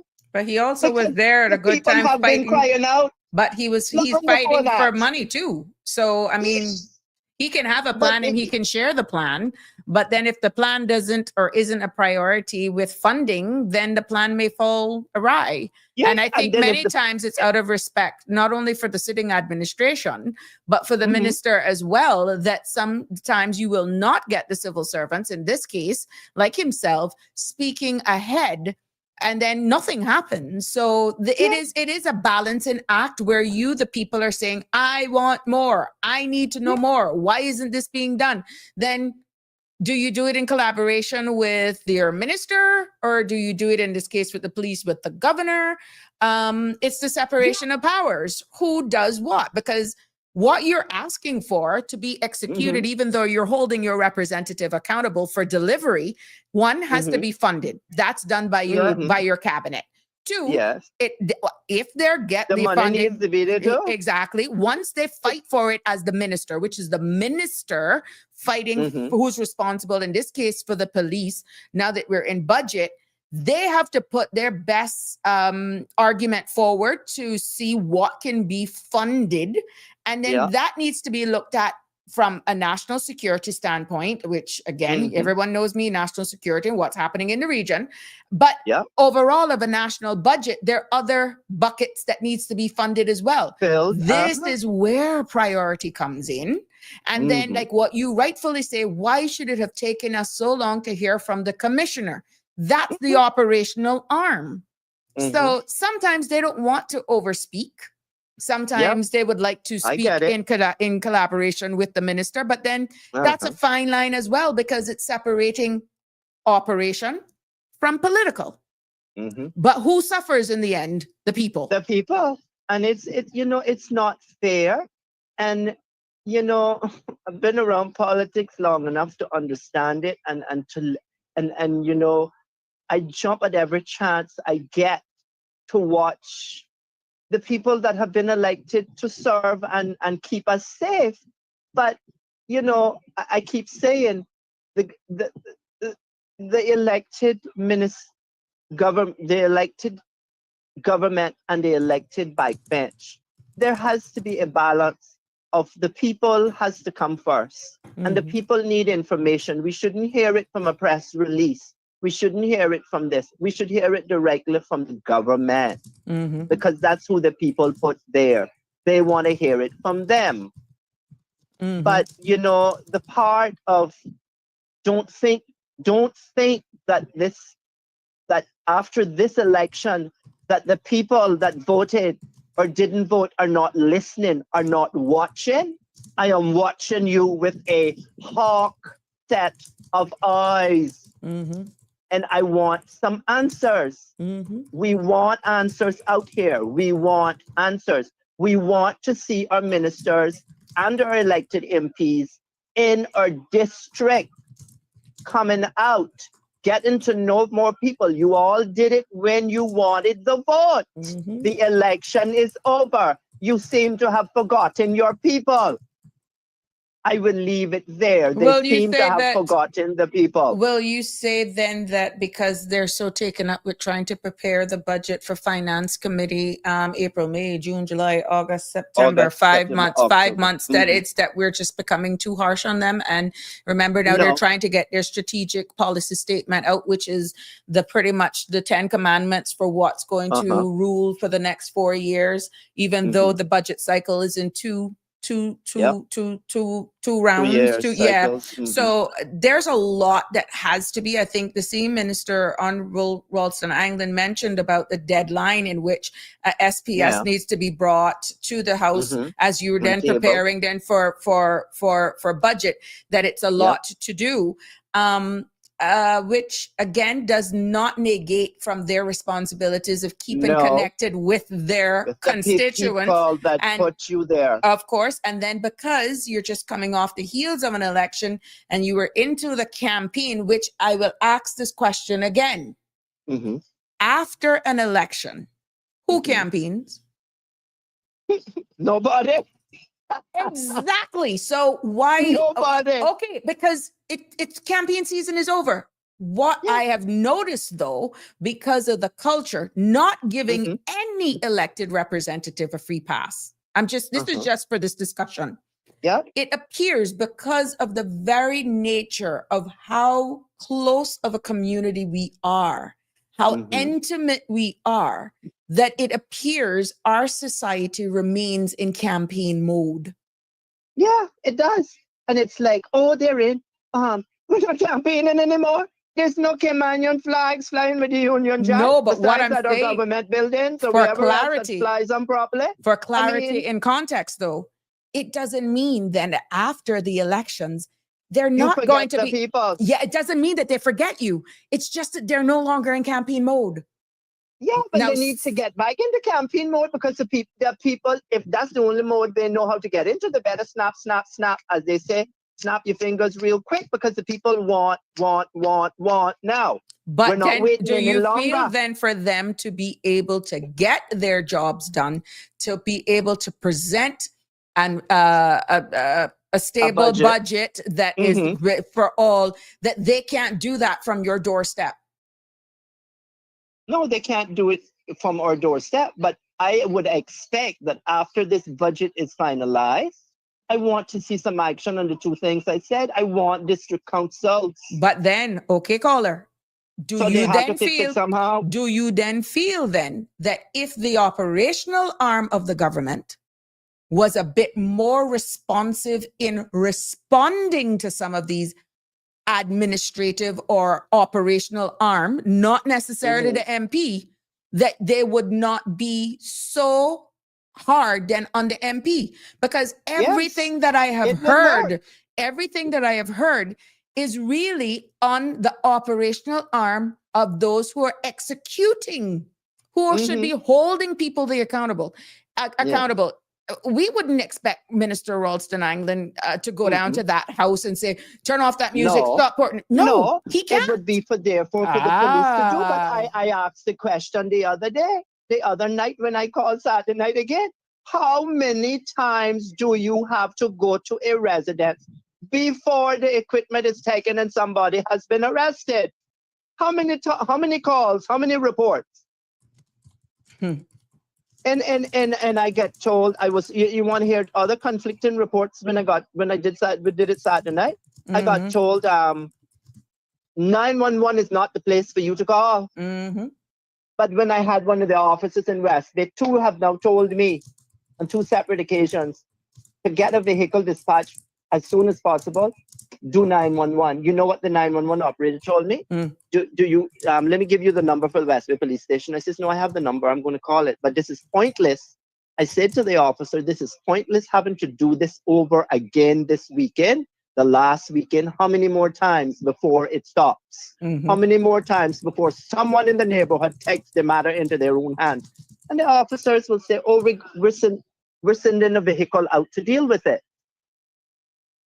But it should not be a process where it has to happen every weekend. It should have been nipped in the bud a long time ago. And it's like, what about the other neighbors in this neighborhood that have to deal with this madness over and over and over and over and over? What about them?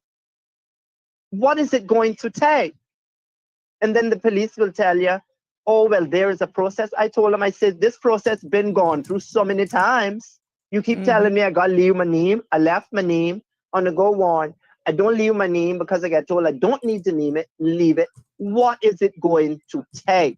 And these are issues that are frustrating people in this part of this district. And I'm sure there are others, because I've had one of the police said to me, we have done operations on Conch Point Road, Captain Reginald Drive, Birch Tree Hill in the last week, and Fountain Road to catch people, and we have caught them. So the police now are finally starting to listen. But you can't keep sending police to a residence where someone is smoking weed in their yard, blasting music that you can hear 4 doors down, and burning fires all hours of night in your yard because you want to keep the mosquitoes away. We have rules and laws in this country, and they need to be abided by. And if the police can't fix it, then who else do we have to call upon? Yeah, you would then go to your MP. Yeah, but you can't. I understand they're all busy. Everybody is busy in this country. We're trying to survive to live, just like the next one. But we need to have somewhere where when something happens, because the police don't seem to want to shut the madness down when it does happen. Mm-hmm. But on a whole, I will say, you know, I'm grateful that the government is there, Mm-hmm. but it leaves a lot in my mouth. I will say that. Because when you have gone from April, May, June, July, August, September, it is now October in my mind, okay? Mm-hmm. Yeah. 7 months. Mm-hmm. 7 months has passed. Start having your district meetings once a month, along with the Commissioner of Police. Put all MPs together. You all, I'm going to say this, every MP, all your differences, whether you're party, independent, or what. The people not looking at that anymore. The people are looking that we have a government that seems to be listening. Finally, for what the public, the people that put you there, those that voted, want change just like those that did not. But when it takes time and time again and nothing is being done about it, something else will happen, because people can only take so much aggravation. And people lash out. That's human nature. So before it gets to that point, the police needs to learn they have the power to shut it down. But tomorrow morning, God spares my life, I am taking a trip to Georgetown. And I'm going to leave my details so that the Commissioner of Police gets them. And I'm going to make sure that I get a call, because I'm going to tell them I've had enough. The people in the neighborhood have had enough where they have to live. Because people have lives, and it shouldn't take week after week of calls to a police station in your district and the police do absolutely nothing. It doesn't sit well with the people in this area, and they have had enough. So I don't know if Mr. Walton is listening, but I will be coming to Georgetown tomorrow morning, and I want to speak to somebody in charge that's going to shut this madness down, because the people in the neighborhood want it gone. And under government, I wish them well. And like I've said before, a government is there because the people put them there. They are the people's voice. And when the people don't have a voice, the people start to retaliate and start to open their mouth and say, this is not working, that is not working, this is not working. But the police is the law. And if the police can't shut it down, then something else has to happen to shut the madness down. But we need our district councils. We need them. And I hope and I pray that we get it sorted before too long. Because if not, things are just going to continue to deteriorate in our districts and in our neighborhoods. Forget about this hashtag 2030. We won't reach there.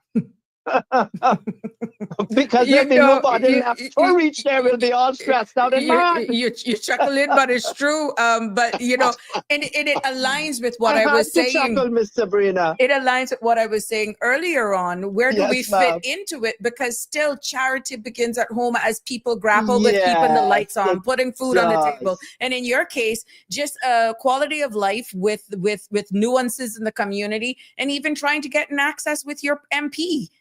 You're talking about 2030. I want to get in contact with my MP. I want to know where my so I want don't tell now, me about 2030. Yeah, I don't have any number to call. Who do I call? I am getting a location for you. I've gotten a location. And I want to thank the Honorable Ralston Anglin for responding. And I'm going to post it right here. I said thank you too. And you're going to get a call. I can assure you, you're going to get a call. His temporary office is located, as I've just posted there, 140 Bolton's Avenue. Now, this is only temporary because he's having his challenges in finding a location in West Bay. I'm also working on a preferred contact number for him so that right now, the 140 Bolton's Avenue, West Bay, Grand Cayman, is the temporary office for the Honorable Ralston Anglin. All right. Okay. And I will continue to share the information as I get it. Yes, but ma'am. but I have forward your number. I forward your Thank you. And you will get a call. I just want to say I am not here to bash anybody. I just need to speak to my representative because the police have failed to do their job. So therefore, that's the only other person that I can go to on members and of people that have concerns. Understood. Because not everybody wants to open their mouth. Yeah, they're scared. But we have to fix what's going on in our neighborhoods because this is where we live and work. And if it continues, then the neighborhood deteriorates and then other things will start happening. So it's not bashing anyone in the government or any MP. I am plainly stating election time has come and gone. 7 months gone. December is upon us. So who don't think that December not upon us? It's already here. It'll be here very quickly, and New Year will too. But we need to be able to access our MPs. And that is all I'm asking for.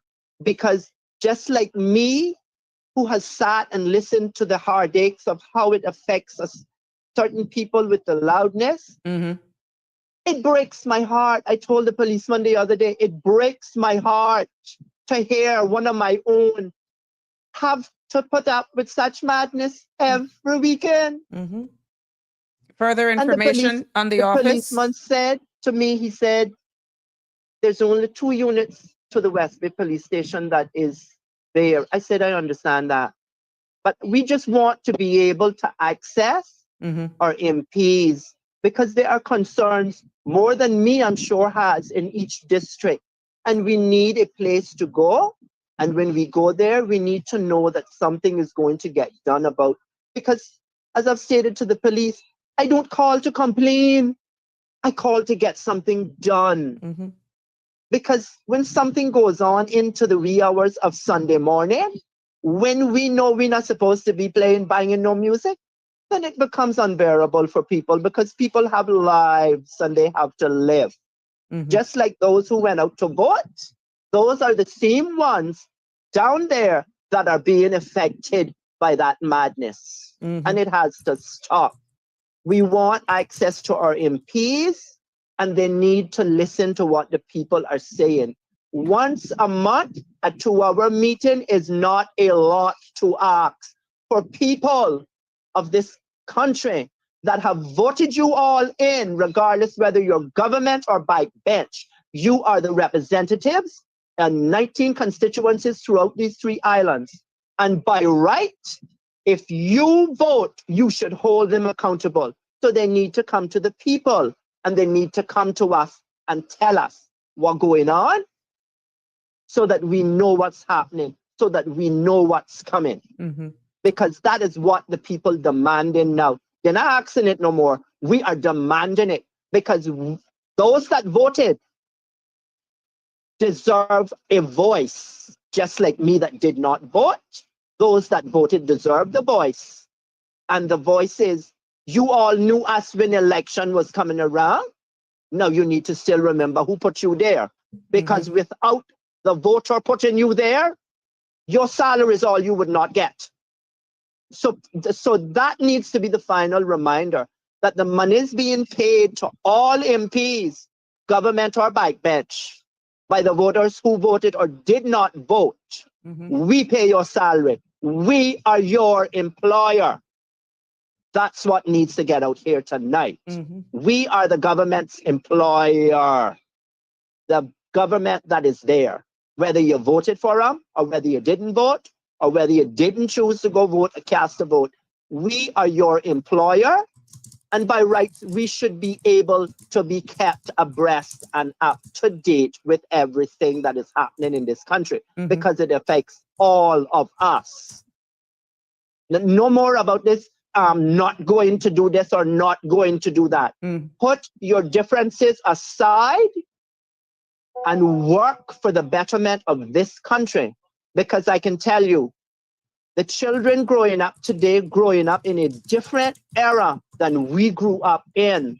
It ain't no child that's going to sit down and plotting with their grandmother or mother like I did, or maybe others did. So it's a different age. It's called technology. And at a touch of a button, you can find something out. When I needed to do it growing up, I had to go to the encyclopedia volumes to find it. Well, So, caller, if you see me typing and going away, it's because I'm in. That's okay. It's to prove that That's okay.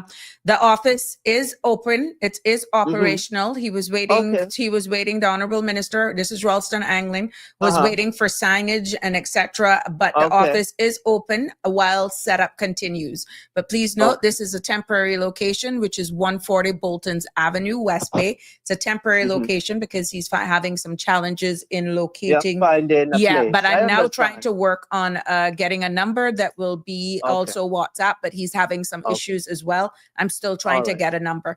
Once I have that, I will put it on this link. But well, like I said, this is not to bash nobody in the government. I understand they're busy, and I know Mr. Anglin is doing his utmost 1,000%, because if there's anyone over the years that I have followed in politics, it's Mr. Ralston Anglin. And I will tell you, when he says something is going to get done, it will get done the best way possible, because he has the interests of this country at heart. I know that much. So it's not about bash. I'm not bashing anyone. I'm just saying we need to be kept informed out here, because not only me don't feel informed sometimes. There's a lot of other persons that I talk to, and they want the same thing. We need to have access to our government and our MPs, because we all have to live here, and it's better we all get on the same boat to understand that when something affects people, it affects people. And if the police cannot solve that, then where else do we have to go for issues like this?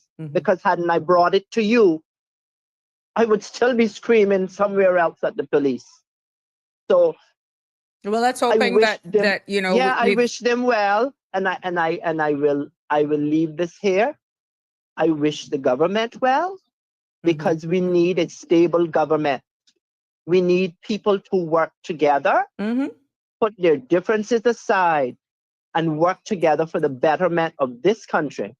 Because although I might not have a child, I have friends that have children, and I have family that have children that have children.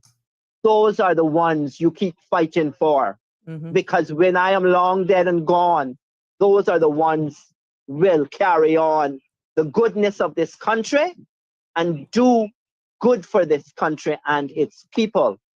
So that's all I'm trying to make clear here, that enough time has long gone past, and we need to have avenues when stuff are happening in our district. We need to have them, because the police at this point, to my understanding, seems helpless to do anything about what was done, what is happening. So I thank you. I know I've been ranting. Some people would say I only call to rant. No, I don't call to rant. I'm calling to try to get understanding of stuff. But the government and the MPs have to understand, you came to the people, they voted you in, election is over. And if it takes election mode to get you back into the mode, then get back into the election mode. I've just shared the number. I've just shared your people. I've just shared the office number, which is also the MP of, that's the West Bay North MP's office, their number. So yeah, it is 323-0926. Okay. All right. Thank you. And I'll leave it there. Like I said, I'm not bashing anybody. I've apologized. I'm saying I don't think in this case, to be honest, caller, I don't bash people. I come with the facts, and the plain fact is the people want to have all of their MPs to be accessible to them, because it's not only this issue in this district that's happening. I'm sure there's other constituencies in this district that things are happening. And we want to fix things to make life better for everyone here, because we all have to live together. And it shouldn't take 10 calls, 15 calls over and over months, and the police do absolutely nothing, because people in this area have had enough. Yes, sir. We've just we've really had enough. And I don't know how to say it anymore. I will say this and leave it there. I wish the government well. I wish the opposition well. And all I'm asking as one citizen of this country is to please, when all you are in that honorable house, you do the people's work to the best of your ability, and you come together to fix, to make a start to fix what is bothering and what is happening and what needs to be fixed in this country, to make it a place that when the Cayman Islands is called, when you say you are from the Cayman Islands or you hear the Cayman Islands name called, it is a place that you can say, oh boy, I want to have that on my bucket list to go visit, because they seem like they know what they're doing. That's all I'm asking for. So I will leave it there, and thank you, Miss Sabrina. Thank you very much, caller. Having a voice and not having a place to come and voice what is happening makes no absolutely sense to me in this country. This is a democratic society, and I tell people every day, we are under the United Kingdom, and there are many times that I have sat and I have watched what takes place in the outside world and go, you know what? I wouldn't want to be no other part but than right there, right now, because it has kept us stable and it has kept us prosperous because of who we are under. And I know we all have our scribbles and our squabbles, but I can tell anyone, when I land in the UK, if I go on a trip and I present my UK passport, my real British one, not my BOTC, my British, all that gets said to you is a stamp in your passport, a few words, and then the immigration officer will look at you and tell you, welcome home. That's what they tell you. So I will leave it there, Miss Sabrina. I thank you. I forward you the contact details for your representative's office. A passport carries a lot of clout in this country, and I wouldn't want any other passport than the British one or the BOTC one. Okay. Because it's what we have, and it's what we have to deal and work with. And I am blessed to have it. So, and I'm blessed to finally have a government that listens to the people. And I hope the powers that be don't meddle and interfere into the people's work getting done this 4 years.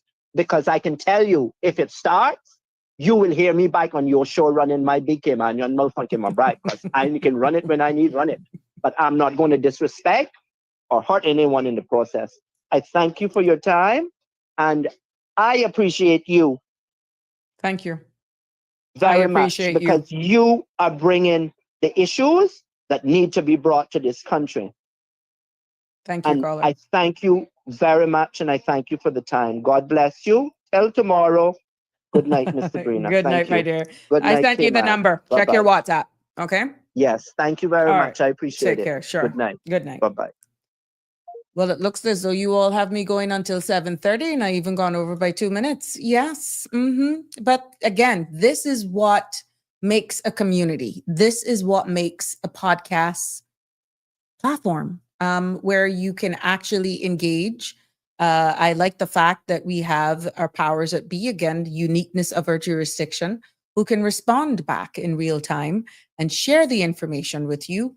And I'm hoping that the issues that is at hand, especially in West Bay North, that has been described and that has been advocated so loudly and constantly. There's one thing, he has been constant with the cry, the call for attention. And we do it here. We share it right here. And this is what the space is for. This is by no means using it to hijack anyone. And it speaks a lot about our people, about He's being very vocal with concerns that's bothering him, yet he's apologizing because he wants to not see this government fail. I have said it here many a times, contrary to what others may believe or think. I really don't care. I honestly don't want the government to fail. But when you have situations like this and people that are crying out, you got to call it out for what it is. And this is why when they fail, we all fail. And we don't want that. We want peace, harmony in our society. We want the well-being to be just like anywhere else. And I see Miss Juliet was asking for a Solis. Juliet Solis was asking for a kaboom for the caller. I will in a second. And, this is what we want. This is what we want. And your participation is key. You can see we got the minister's location. We know that he does have an office. It is open. He's waiting for signage. And for all the persons in West Bay North especially, that's your MP's office. That's his phone number. And it also has a WhatsApp society as well, 140 Bolton's Avenue. And, you can get your MP there. So if the others would respond to where their locations are, or look, they all got you in WhatsApp's chat. So make it public. They don't know how to use this. But if you all call and you make a complaint that you can't get them, you want to get them, I'm going to do my best to try and reach them. And I'm going to forward your concerns to them. But before I close today's Mindful Monday, just allow me to say this. This is Raleigh's personal cell. No, ma'am. That is for his office. That is his office. And that is where he's going to run his constituency from, Miss Rose. That is the constituency's office number. His personal cell, I don't have that, but I'm sharing in the public's domain the office number that he has given.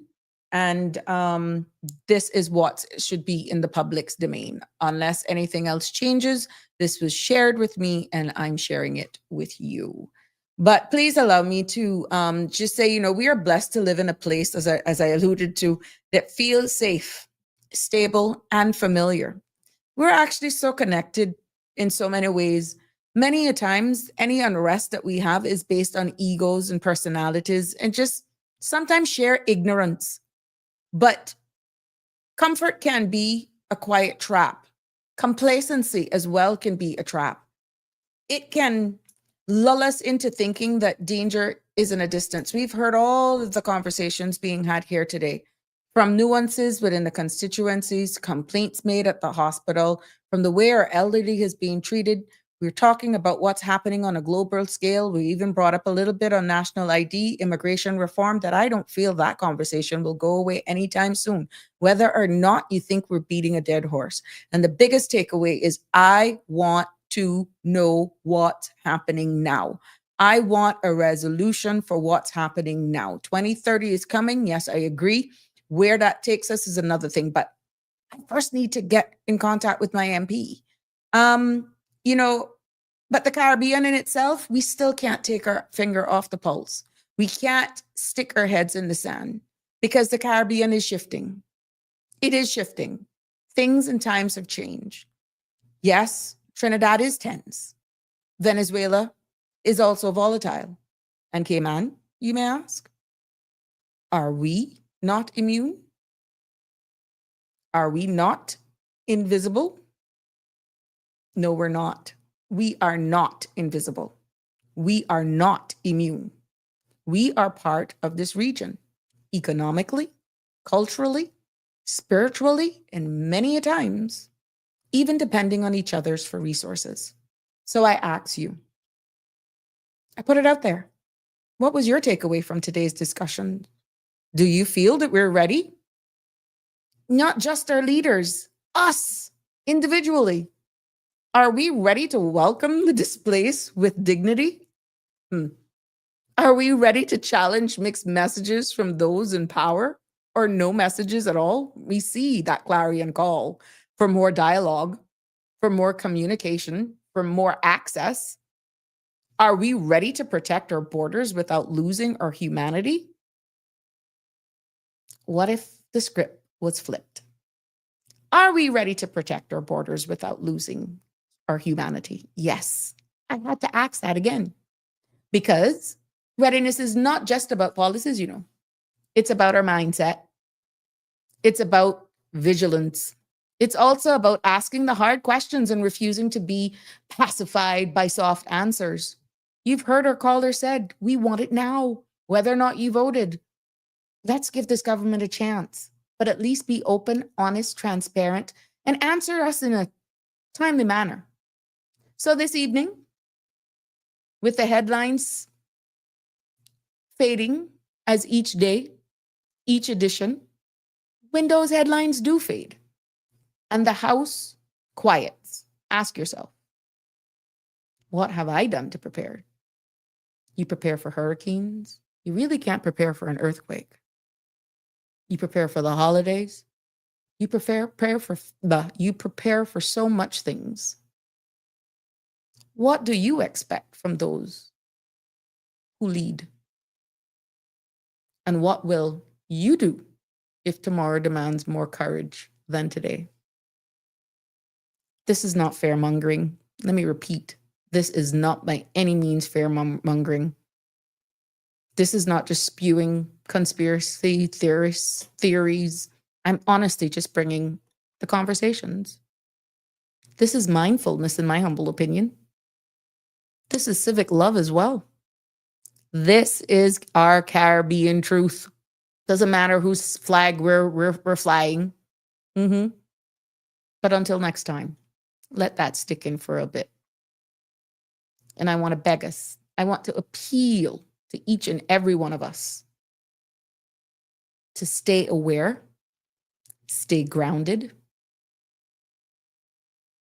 and stay ready. I'm Sabrina, and it has been a pleasure bringing you another edition of Sabrina Speaks, where silence ends and the truth begins. Until tomorrow, have a safe evening and God bless. That's a wrap for today's edition of Sabrina Speaks.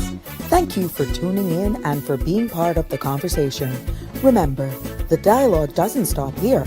Stay engaged, stay informed, and most importantly, stay empowered. We'll be back tomorrow at 5 p.m., same time, same place, right here on CMR TV and radio, where your voice matters and your truth is heard. Until then, Cayman, take care of yourself and each other.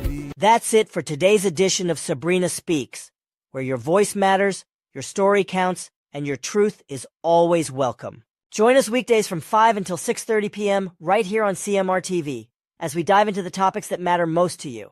Catch the show live or on demand at cmrtv.com. And don't forget to follow us on Facebook, YouTube, and Instagram so you never miss a moment. Until next time, stay informed, stay engaged, and always speak your truth.